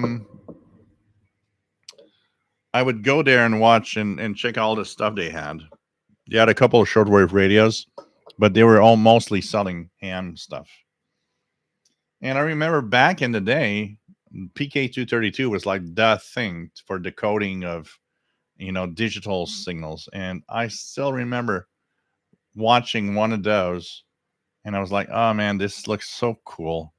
And this looks so hot, and I mean, when you think about it today, we're doing it on our computers. We don't need that, but it was a cool device. Actually, if anybody out there has a PK232, they don't care about, they just want to send it to someone because they don't want it anymore in their homes, I will pay the shipping because I want, just for the novelty of what it is, I want one.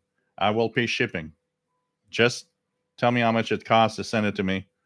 I will take it off your hands. I'm sure there's a lot out there that just don't do anything anymore. It's just out of curiosity.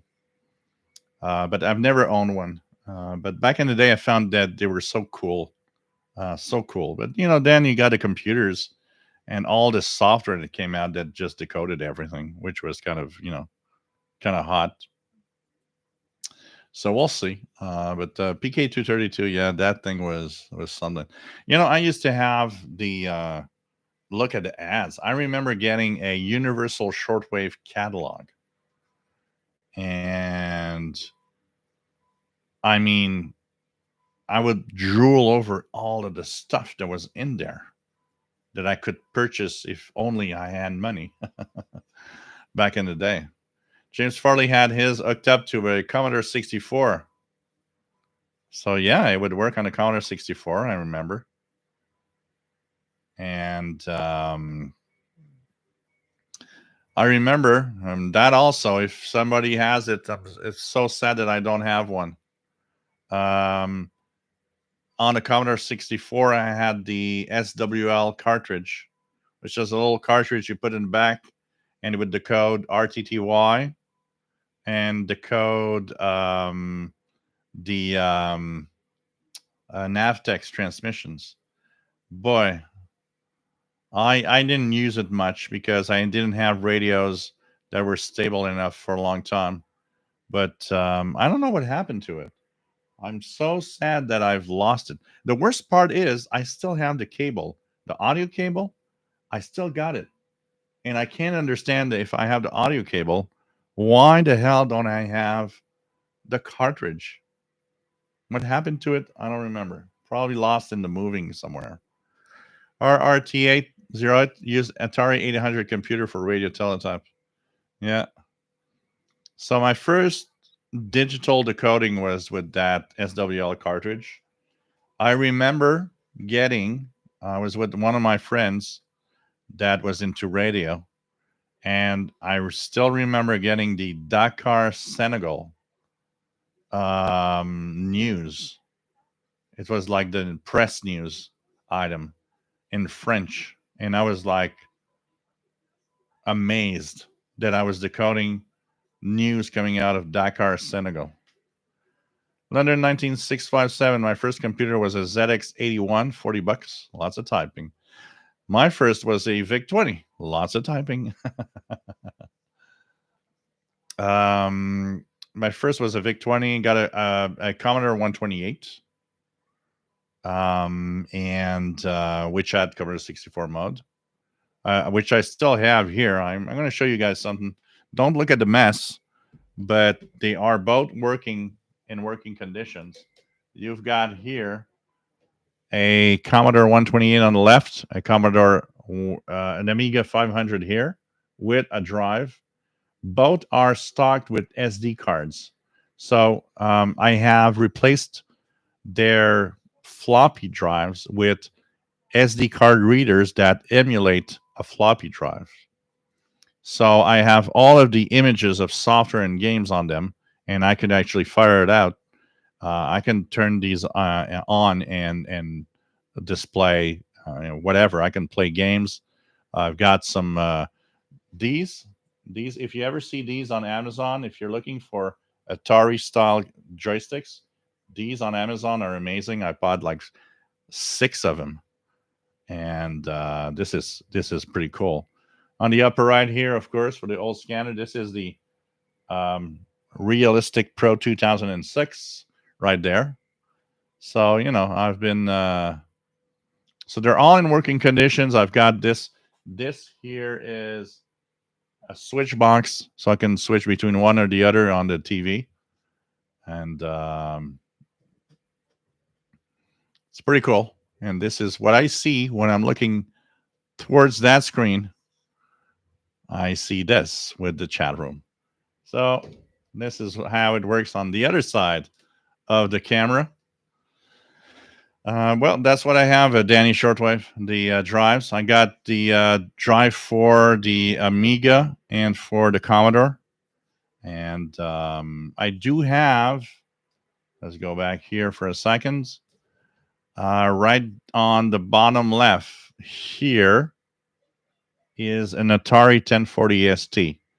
Now I need to fix it or have it fixed. What happens is the computer works fine, but the RF modulator has gone bad. So I see no image. I see an image for a minute and then it just drops away. So, but this is the best way to go. I mean, today, why start messing up with discs when you can have these cool drives that work well and make you load what you want.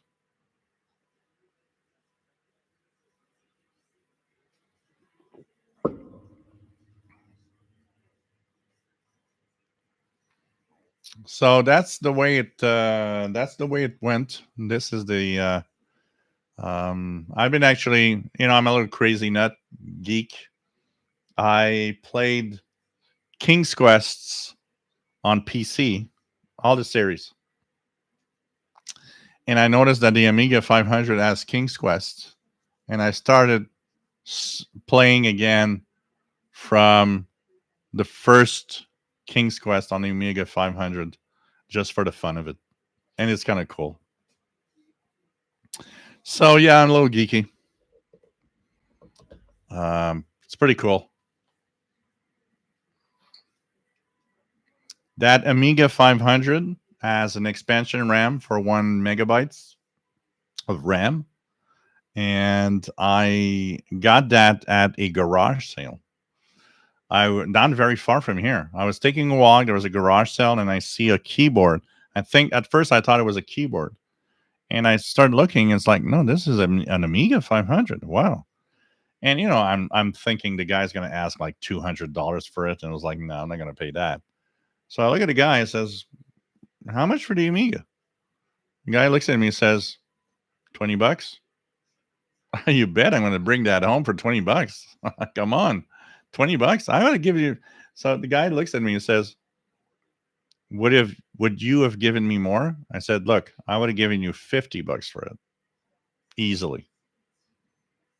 It's like when he told me 20, I was like, whoa. But you got to find the right guy. I mean, this is not your everyday person that's going to come in and say, hey, I want to have that. That day he got the right guy. And I was like, wow.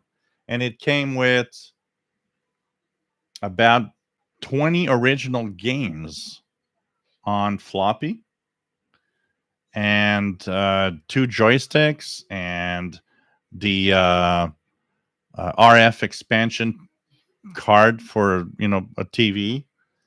I mean, it had everything. The power supply. It's like I just got home, plug it in, and wow. So the funniest thing, and I was so amazed, is the guy told me he had not plugged it in like 20 years. When I got home, the expansion RAM inside, which goes into a little trapdoor in the bottom, has a battery and a clock. When I turned it on, the date was correct. I was like, wow, it's the correct date and time. Well, with a few minutes off. And I'm like, wow, how come? There's no internet on that thing. And it was the expansion, the RAM expansion has its own battery and it has a clock. And it kept ticking for 20 years. Pretty cool.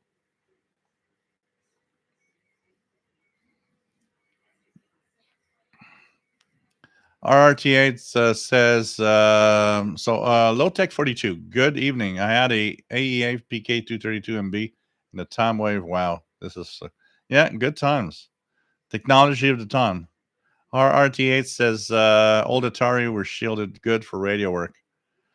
London 19657 says, I had the Atari. What game were you wanting to play? Actually, it's interesting because you can see the performance of two machines. The Atari 1040 ST has a lot of games that are similar to the Amiga 500, and the Amiga 500 just blows away the performance because it has co-processors for everything. This is where you see the Amiga 500 was like way ahead of its time compared to the Atari 1040.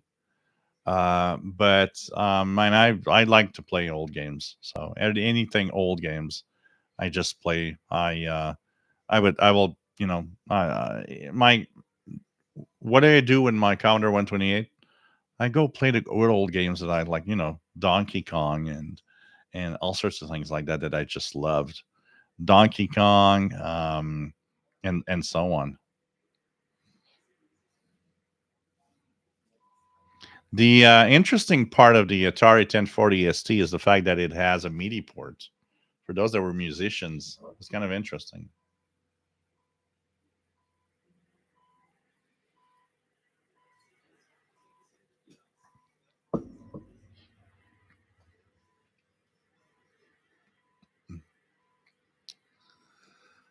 Dungeon Master on the Atari ST. No, my expansion on the RAM expansion on the Amiga is just a standard, um, like card, like with all the chips on it that you just shove into the part. It doesn't have any shielding or anything. But when I play some of the games will say like, "Oh, you've got an expansion RAM. Let's use it." It's fast RAM as they called them. Danny Shortwave also put the terrible Fire 534 accelerated chip on my drive for my Amiga 500.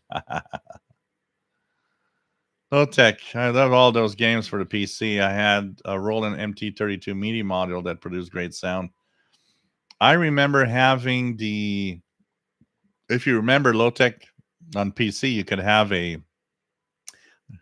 everybody remembers Sound Blaster cards. I mean, these cards were great.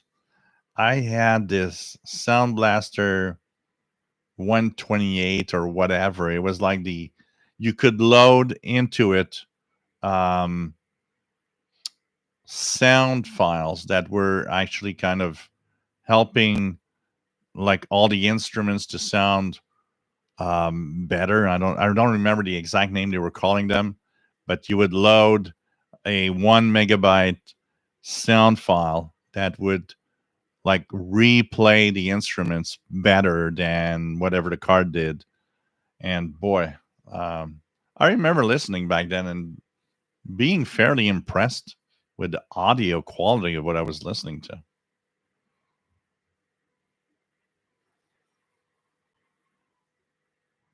A thermal printer.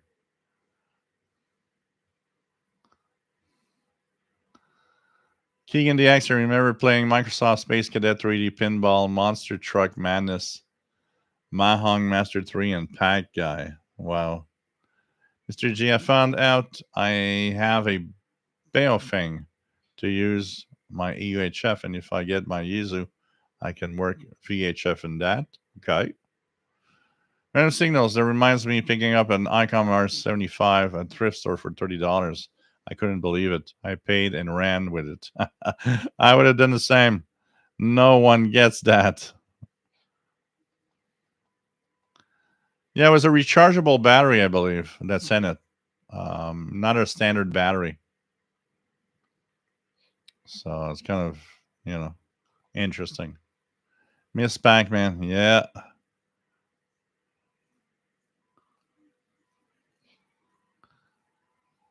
SWAT Cats, about the 33rd largest computer in the world right now in the U.S. is the U.S. Air Force Research Laboratory. Newest system. Pretty cool.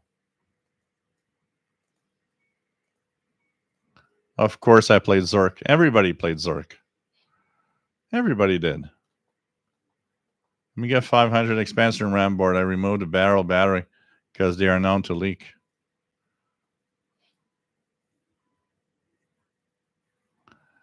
And Rio DX or the Atari ST were used to a lot for dance music here in the UK back in the 90s. Wow.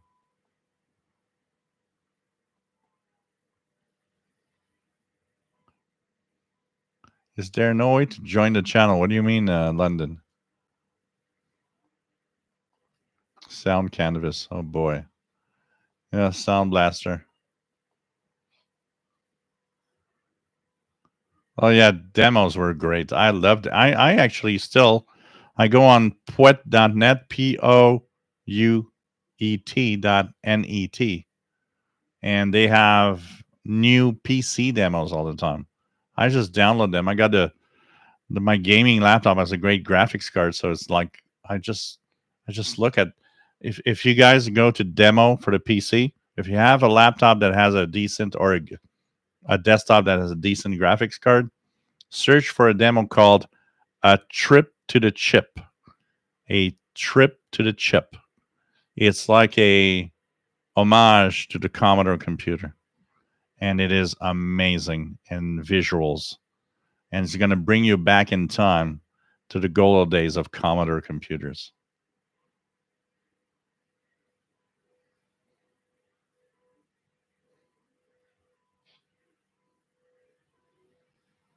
Oh, yeah, the Frogger, Keegan DXer.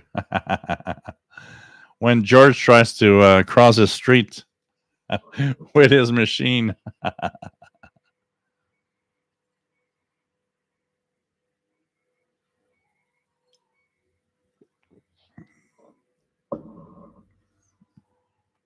Star Raiders. Yeah, I mean, low tech. I think it was a Sound Blaster AW32. You could put SIM-RAM on it. Mine was not that one because I remember that one, AWE32. Mine was a more advanced than that one, which I don't remember the name, where you could load tons of audio. How do you call them? Audio. Um, it's not sounds, but more like audio um, instruments, anyways, into him, like a lot of keyboards did back in the day. A lot of the keyboards you could just load samples of instruments, and that card you could load samples of musical instruments and play songs in MIDI and listen to them. And it's like, wow. I remember listening to the wavetable synths. Yeah, that was the thing. And I remember listening to an audio. They were like audio samples, and I listened to Oxygène by Jean-Michel Jarre, and it sounded exactly like the original, played through the Sound Blaster card. It was just so freaking amazing. Man, the geek in me was just tripping and going crazy. Um, man, I miss that day of we were capable. Today's PCs are boring. It's like you got this thing in front of you, and there's nothing much you can do about it. It's like I can add RAM or change the SSD, or there's nothing much about it. It's all a box doing whatever you want. Back in the day, it was kind of cool. You just like I would open up my desktop, and it's like, hey, here's the new Sound Blaster card, or here's the new 56K modem replacing my 28K 28.8K modem. It's like, yeah, this is going to be fast. This is going to be the fastest modem ever. Hey, I got 1 gigabit internet right now, and I'm like, wow, how far have we gone from that time? Going into, like, I was so happy to come home with my, and this is where you see you get scammed with technology. I got home with my first $279 56K modem, which was a US Robotics. You guys remember US Robotics? I got home with my $300 US Robotics modem, 56K. It was like, now this is fast. This is speed. We're going to go fast now. We were scammed with our cash with all of these companies making these things.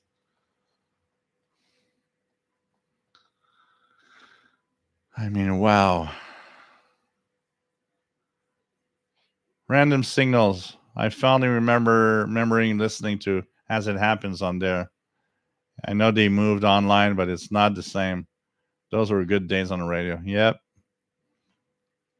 As It Happens, I remember in the 90s having a job, most boring job in the world, and coming home, putting my St. Gian, no, not my St. Gian, my Yacht Boy 400 on a little table on the balcony, taking a coffee and listening to As It Happens on shortwave. 5960 kilohertz. Missile Command is great. Oh, but you guys haven't seen, I don't want to show too much of that side because it's very, very horrible, but I do have, let me just go here. I do have, sorry for the mess, I do have a very original Atari 2600 here. And that cartridge in there is Missile Command. So, tells you where I am. That is thanks to Sheldon Harvey. He had all of that. And he said, nah, I think the best place to be is your place. Danny Shortwave says, yes, today's PC are boring. I miss tinkering with my own PC. It's true. There's no more tinkering today. It's like, you got machines. They do that. Like, no, back in the day, it was like, I'm going to change this card, add RAM, put the new hard drive, do stuff. And it's something we don't have today at all. We don't have any tinkering of anything today. It's just we got machines and there's nothing to do with them.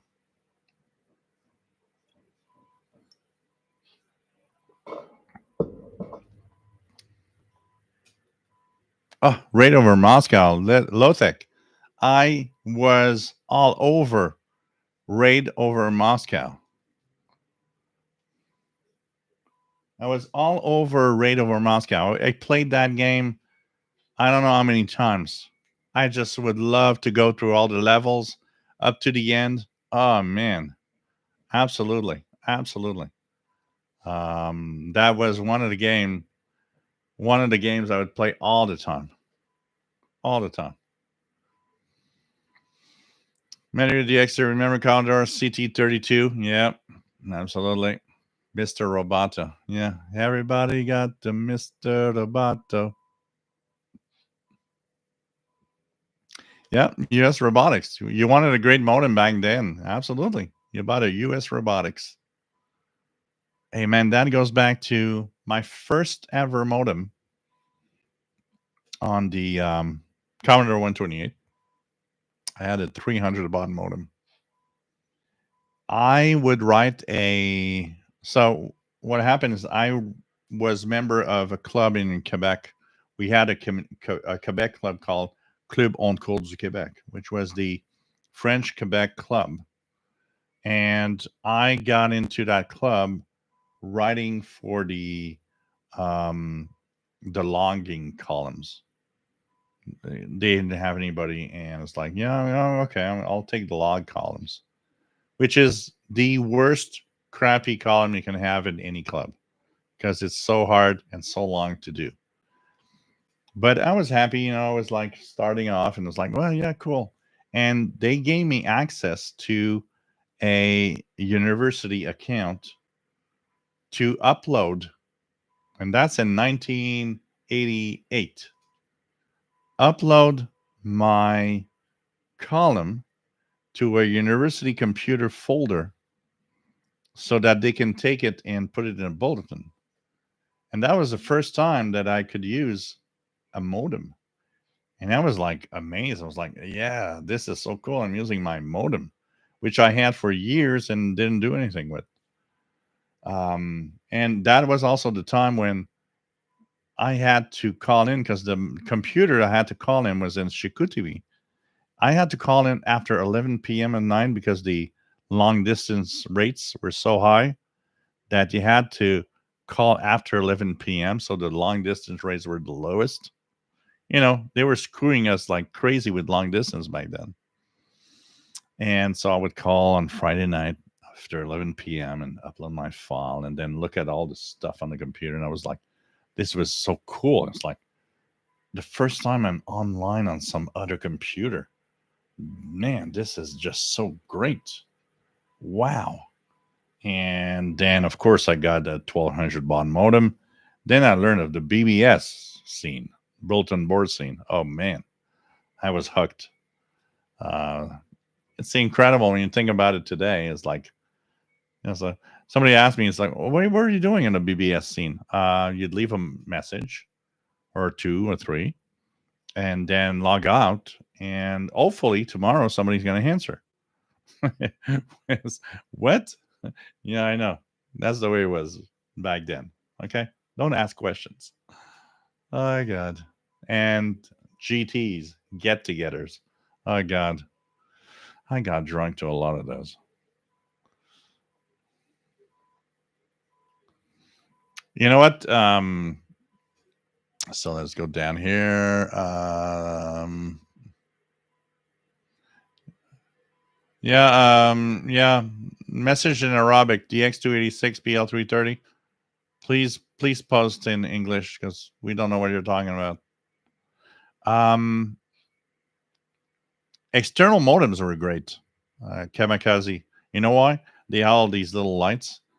I was one of the rare guys that had a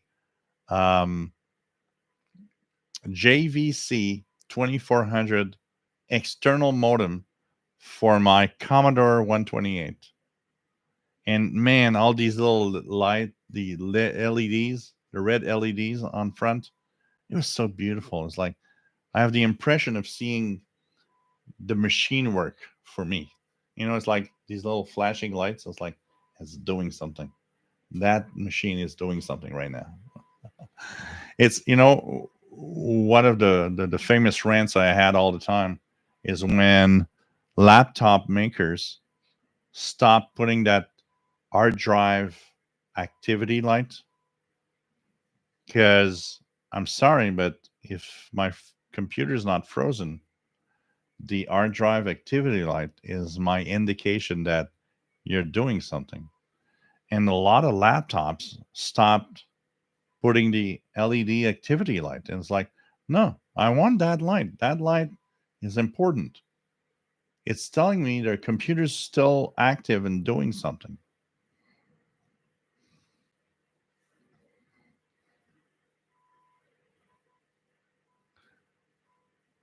And then, well, you have a nice radio memory. I've got a really, really good memory. That saved my ass a lot of times back in the day. Yeah, with the wooden, with that is one of the original purchased 2600 from the 70s. And I guess it would go. How is the cat tonight? I have 15. Well, I feel a little bad because as I was taking my beer to come back here, I kind of stepped on one of his paws and he just went nuts. And was like, oh, I'm so sorry. So sorry. Anybody can get 9455. 9-455. I got nothing here, anyways. Maybe it's down. The computer demo. So it's a PC demo called a Trip to the Chip on POUET.ENET. Go and check that out. It's an amazing demo. London had and television submarine wars was great. My one of my best friends had the television thing.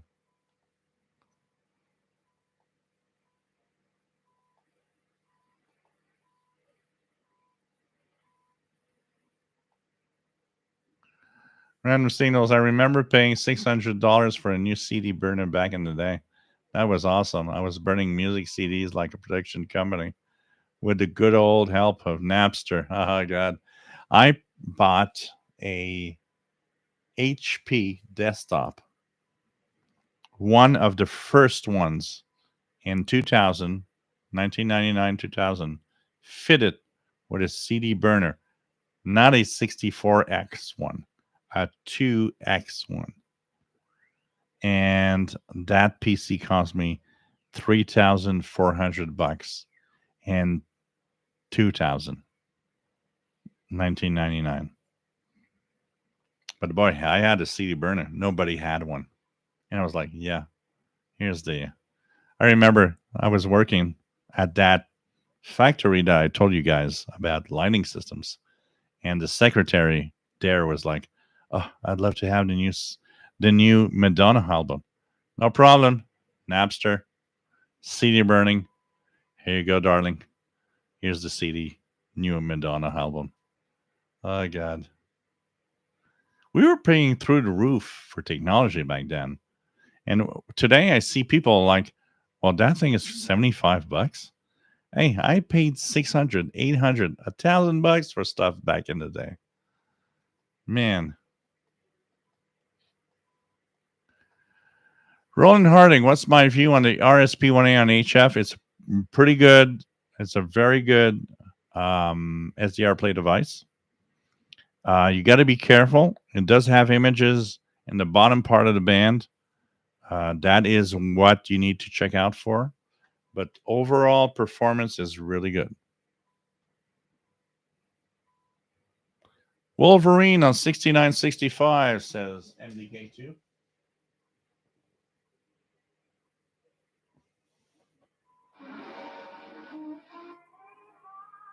And he has like S9 plus 20 here. He's super strong. London says CD burner making him a pin. Oh god. Yeah. 6.9. So many K2S 79455. Maybe it's just skipping over us. Yeah, BBS. Well, it was exciting, honestly. Our RTA says Chicago had a huge Apple and Atari users group. 54 Kyle, remember school got Tandy computers and you saved your program to cassette connected. Yep. London, I'm a Brit and my first modem had a cable, a cradle where, oh yeah, you'd place the handset on it. Oh yeah, I remember that. I never had that here, but yeah, the acoustic coupler, they would call it. Oh man. Lotek, I used to run the ABBS by Ed Perry on 64 called the Battlestar Galactica in California. You know, I was a bad boy in high school because I was, so there was a BBS that was only for well-known people that are trustable. And I got invited at one point. That BBS had all, I mean, all of the Commodore 64 games for download. It was piracy, basically. And I would go there and I would spend hours downloading all of the images. There was a software that would download images and create the disc, the 5.25-inch discs. And I'd go back to school. And in school, people were like, you know, there's drug dealers in school. I was a software dealer in school. It's like, oh, do you have California games? Yeah. It's 2 discs. Okay. How much? $10. $5 a disc. And people are like, Okay. And I would download it, creator discs. So I was like the software software pimp or something. I would sell software, and it's like people are like, yeah. I was like, yeah, just shut up, okay? It's between us, okay? Don't tell your friends. And man, I sold so many software back in the like in the fourth, fifth grade of high school. I was like, yeah, man, I'm making money out of this.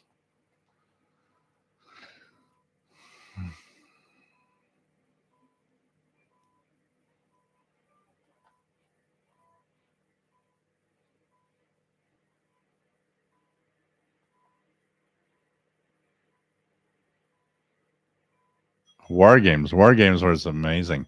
You know, war games came out. Um, I believe Ferris, what's his name? Ferris Bueller's is in there or something. Um, war games was like it was at the same time that almost at the same time as the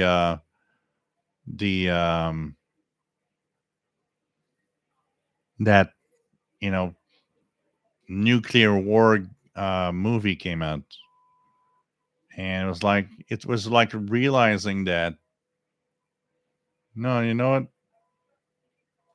I remember reading an article where even today in 2024, believe it or not, you guys in the U.S. have nuclear systems running out of floppy disks from the 1960s.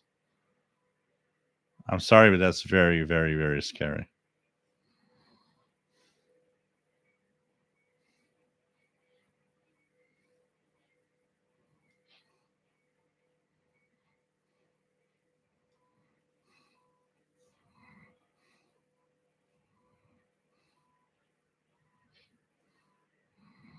Joseph says, I remember hard drive activity lights. Yeah, yeah, yeah. War games. Do you want to play a game? Let's go. Imagine where we are today. You're watching a guy on video through a worldwide network. That is amazing. Just thinking about it, it's truly amazing.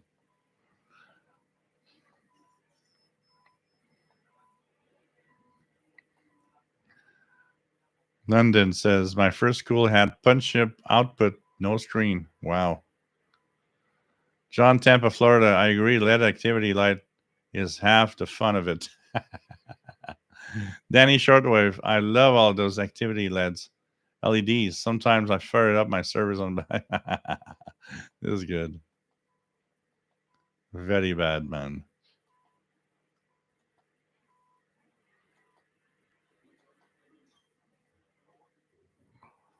Blue Star remembers Commodore 64 Amiga computers in the early 80s. Blue Star also had a TI 99A. Yeah,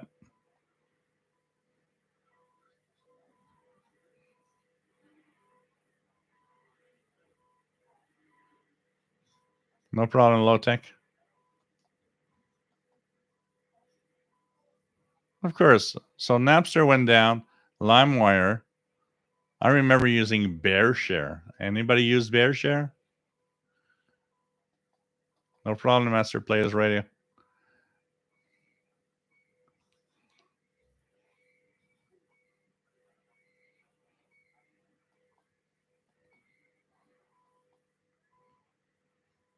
Trustin was the first guy in his town to get a CD burner. Popular guy. Major Domo back in the day. Oh, man. Major Domo. I remember that. Wow.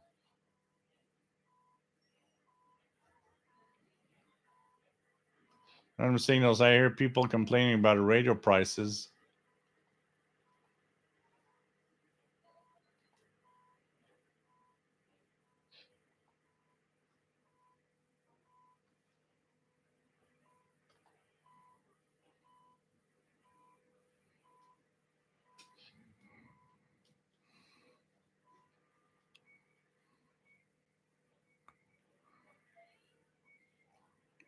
You get a lot of more for your money nowadays. Yep. You know, somebody, so many people are telling me today, I don't know why this is so expensive. The S22X 100. And you know what? Boy, you guys don't understand that this is a big radio that has tons of technology in it. And that compared to the radios we had that were much crappier than this in the 80s, no, it ain't that expensive. I'm sorry. Another one is, I don't have it here, but the LC90, the smart radio. People are like, oh, this is way too expensive. Okay. You're comparing that to what? And they bring me up with the a C Crane internet radio or something. And I'm like, yeah, but is not just an internet radio. And one of the guys that came to me and says, too expensive. I said, yeah, you're running that C Crane that's costing $100. And now we have the shortwave radio in it that with SSB, nothing's below $100. That makes $200 because it's like a lot more technology. And you're telling me, oh, we're going to compare that to just an internet radio? No, you can't. No one has done this radio ever. Nobody has done, and it's not because I got it free. Nobody has done a internet smart radio shortwave with SSB together. You can't compare the price. I'm sorry. Nope. Because this is unique. Check two of each, and it's 200 plus, which is the price of the radio. Joseph, I was sharing the love. Oh God. Downloading those Juarez. I used to use copy programs. Yeah. Counter 64 Fast Acom. I remember the software Fast Acom to copy with copyright problems. Oh God. Yeah, it was the actor of Ferris Bueller. I don't remember his name. It was the same actor.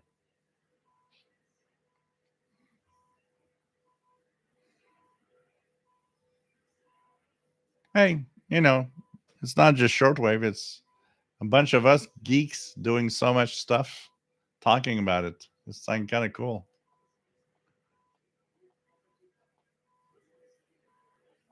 Yeah, the day after Madrid DX, or the day after. It's pretty much in the same time. The day after was like, I can't believe, because I didn't know that back in the day. When we talk about censorship and where we should be worrying about even our own governments, I didn't know back in the day that the day after was actually um, censored from so many networks. I mean, the day after just shows you one thing in your face. A nuclear war, we're all fucking dead. And I'm sorry. There's no other things.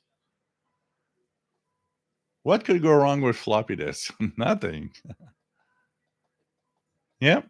The day after was like it showed the world for the first time and showed the US, especially the US. I don't want to be political or anything, but for a long time, the United States showed us the atomic weapon as, oh, we couldn't win something. No, it was a blatant lie. And the day after showed us, you know what? Yeah, we're all going to die. We're all freaking going to die if that happens. And you know what? We're in 2024. Remember one thing, guys, there is still out there as many war heads for nuclear weapons as there were back in the 80s. So saying that, oh no, we had these reduction plans is a freaking lie.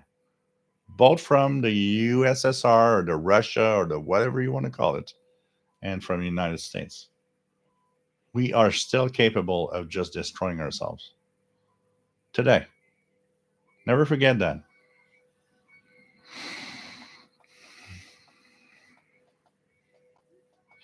Yep. Some and still happens today.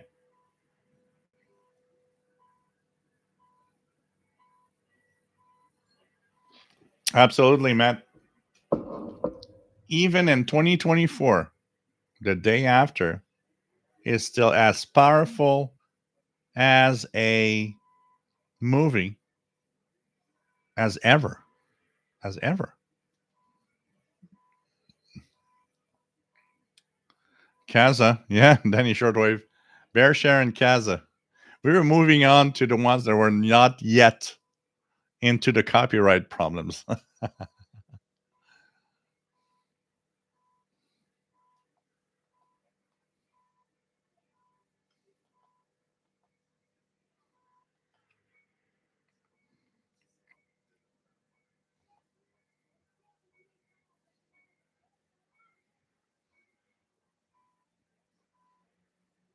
You know what, London?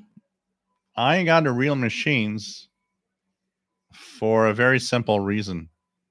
I don't find the fun in emulation. And it's okay. If you want to play your games in emulation, it's all right. I like to play my games on the real deal. There's something about my Amiga 500 and the chips and the electronics. It's the geek in me that's like that. Our RTAs are liking MLE30 active antenna. Hey, mine's been on for 4 or 5 years now, if not more. With all the winters and everything, it works great. Love it. And the K2 fear of nuclear war was real then. I remember the sirens going off by accident at dawn one day, and I thought the glow was nuclear explosions east of town over the radars and missile silos. Yeah, we were in panic mode. We were in this stressful environment. You know what, Matt? When the Chernobyl nuclear plant accident happened, I was in physics in high school, the last year of my high school. My physics teacher was like a really geeky physics guy. And I remember one day I waited after the class emptied. He had a little something in his pocket, a very small tube in his pocket, shirt pocket. And I went up to it and I said, I waited till everybody left. I want to ask you a question. And he said, what? Is that in your pocket looking for radioactive fallout from Chernobyl? And he looked at me very seriously and said, keep it to yourself. But yes, it is. And I said, I will keep it to myself.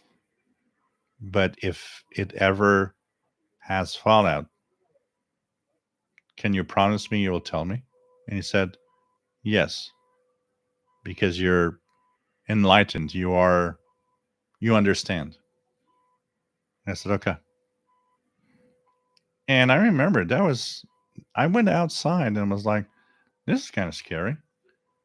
There could be nuclear fallout of that far away accident into here, into my own living space.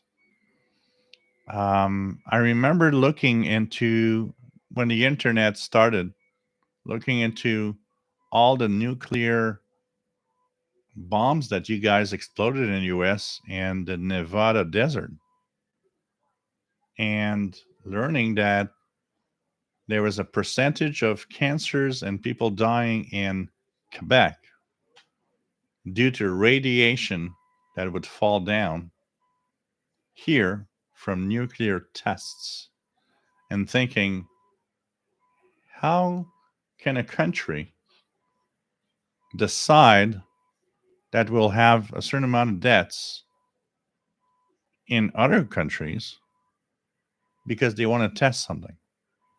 How is that even legal or possible? And I remember thinking, I was kind of mad.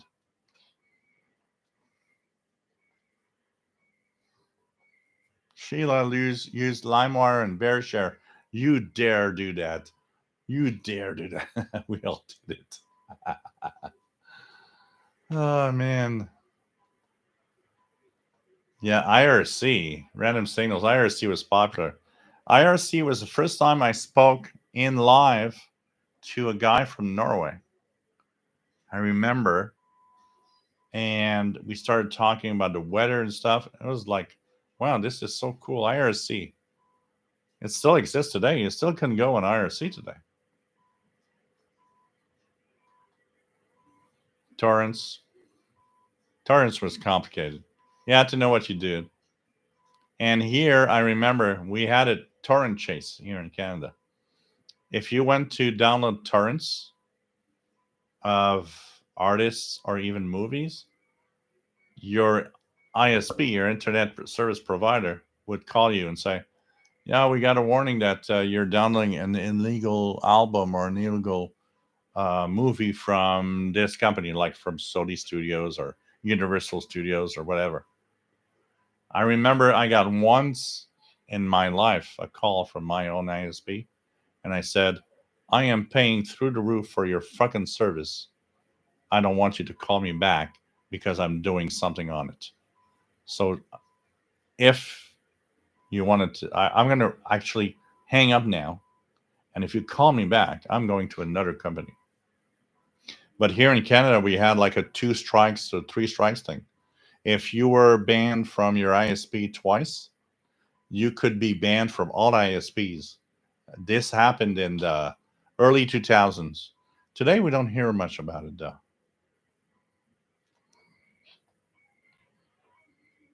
Chuck Schreiber, this is a great trip down computer memory lane. Yep. And K2, scanning. It seems to be down now that you can listen to emergency services. Yep. Carrie Tookwell, original space shuttle computer only ran about a 1 megabyte of RAM. Yep. Yeah. These things were like, the Voyager spacecraft. I mean, they were designed before. They didn't have that much technology in it. Richard Wagner, I'm crushed. I think my X stage data D808 is a bit better than my beloved PL380.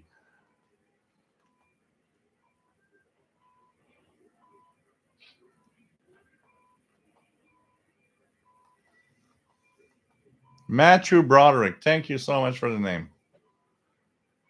Thank you so much. I was like, what is his freaking name? I remember Ferris Bueller's Days Off, but what the hell is his name? Matthew Broderick, thank you.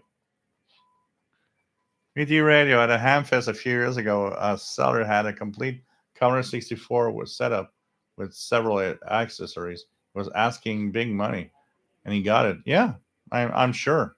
I'm sure. Summon Templar. Okay, let's check out the email. Check out the email. Apparently, there's something in there.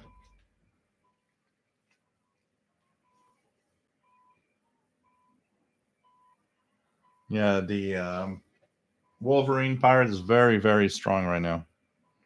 Okay, check it out. Check it out. Pat.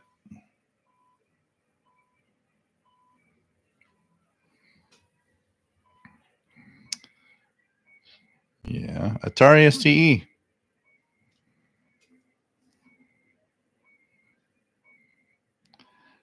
Here's my 4 meg memory Atari 1040 STE. I did what? Oops, you suggested. I had a friend at work back up the 45 meg Supra hard drive. Oh, look at that. Oh, yeah. Look at that.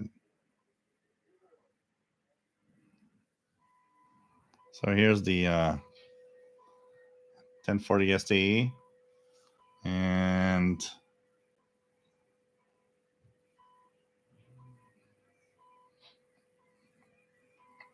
look at that. The monitor and everything. This is cool. I love that. I love that.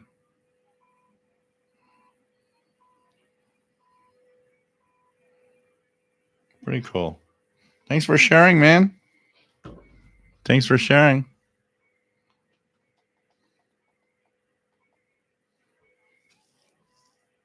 Don't copy that floppy. Sun Templar, and the day after, they used CB radio, used by a prof at the University of Kansas. Yeah, John McClure, nice to have you here. Nice to have you here.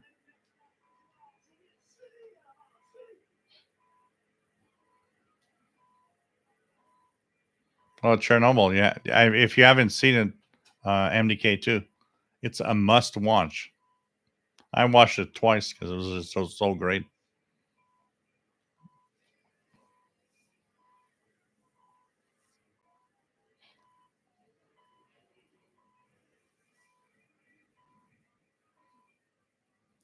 Yep, you got to make your plans.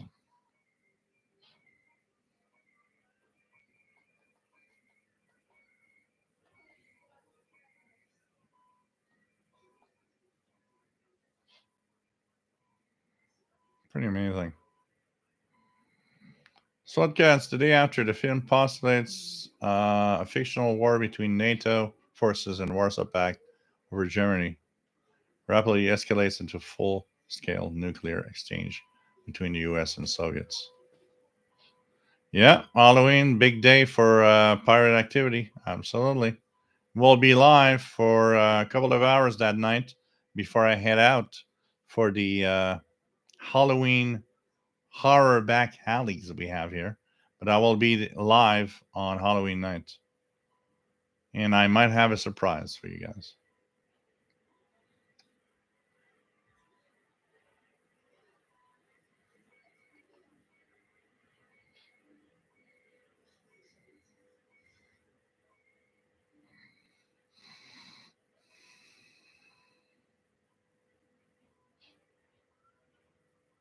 Yeah, Two Tribes. That also was banned.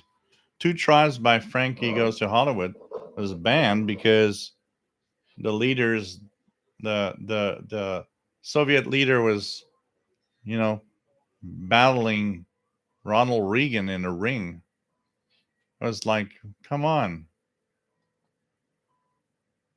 It was so crazy. It's crap. It scared the crap out of a lot of people, Tristan.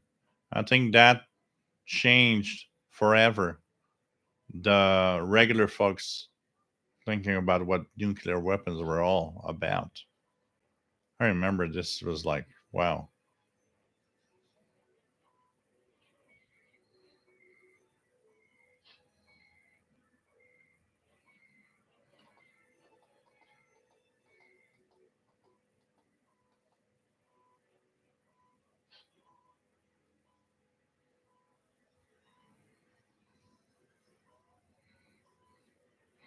Jake Shriver was living on the East Coast and in high school during the 3 Mile Island accident. Even then, me and my family were very concerned what happened. You know, if you're on Netflix, they have a very nice documentary on how 3 Mile Island was not far from being a Chernobyl. It was pretty crazy.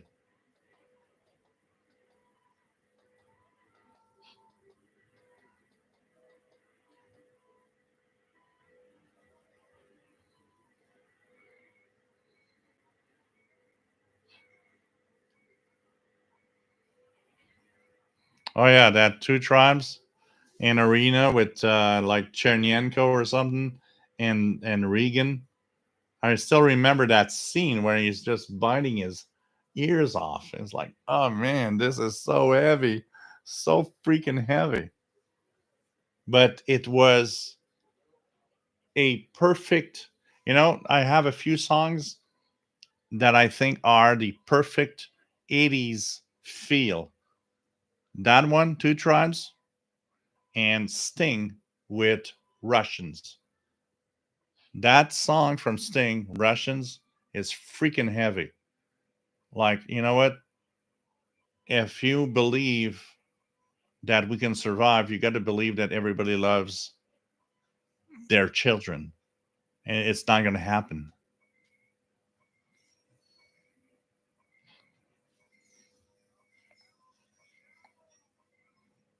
Oh, the Chernyenko did look like Chernyenko, absolutely.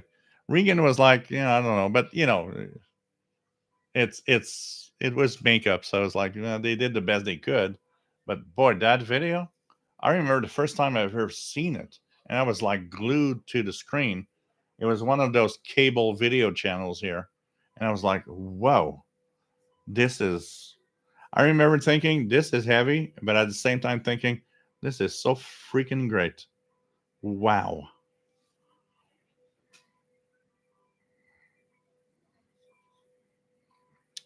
Coastal waves and wires, Russians by Sting define the Cold War such a deep way. Yeah, absolutely. I mean, this was,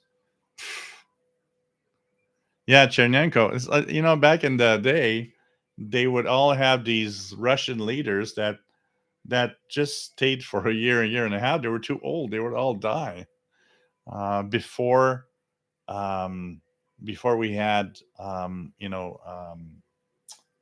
Gorbachev. That was a young, vibrant, you know, the Gorbachev. What I find interesting is how in the USSR he's pretty much a traitor. He gave away the Soviet Union, and yet here in the West, he's one of those cool, leaders that wanted to change things around. It's so weird the way we all see stuff, but that's political. We're not got to go there. It's like U.S. and Canadian politics. Us Canadians see the U.S. politics in a very different way. That's the way it is. But wow.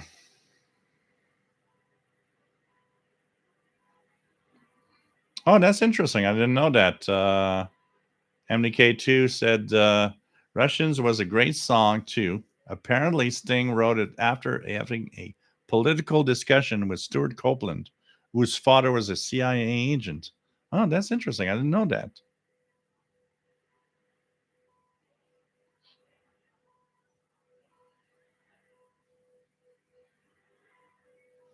Oh, probably.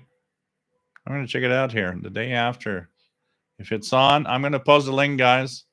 Those that have not seen this movie, it's still 2024 relevant. The day after.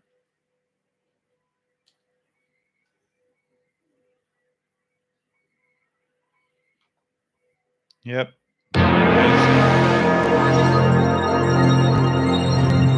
If you have not seen that, as we end the feed tonight, go and see this the day after. This is a full movie and from 1983. MDK2 says, okay, that's okay. I'm watching the day after. Squad Cats Russians is a song by Sting from his debut album. So, yeah, Dream of Blue Turtles, which was great. It was one of the great.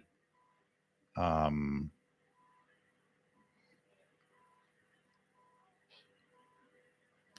remember back in the day, we were listening to that.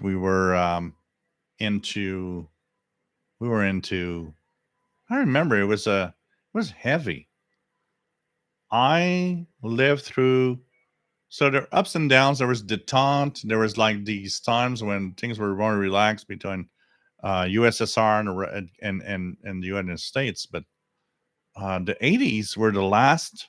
I lived through the last parts of the 80s that were like with Reagan, which was so heavy, and to okay, we're gonna die, and the nuclear war. That was crazy when you think about it. So, hey guys, I know you don't like to hear that. I know you don't like to hear that, but 3 hours here, and I think we were like more than an hour and something before the other one crashed, which means 4 hours. Remember, guys, did you like tonight's show? Come on. You've got the super chat. Can you give a little something if you want to give to PayPal? You know what? Nothing ain't free. I am spending more than average on my internet, on everything, to bring you this. And this is my living. This is my living. So come on, guys. Show your appreciation either through PayPal or through the super chat, okay? It's much appreciated. You have no idea, guys. You have no idea, guys. Okay? Thanks so much, everyone. Thanks for the show tonight. We'll be back next Saturday. And next Saturday, it's a hybrid show. We're going to be part of the contest. We're going to have you guys listen in. Hopefully, you guys are going to be part of that special show where I'm going to try to contact stations on a CQ SSB worldwide contest. Thank you guys for being here. It's always a amazing time. And it's always fun to have all of you. Love you guys. You guys are great. You know? Don't worry, London. We'll get membership. Love you all. Stay safe, okay? Stay safe. No worries, John Tempo. Whenever. Okay? Take care, guys.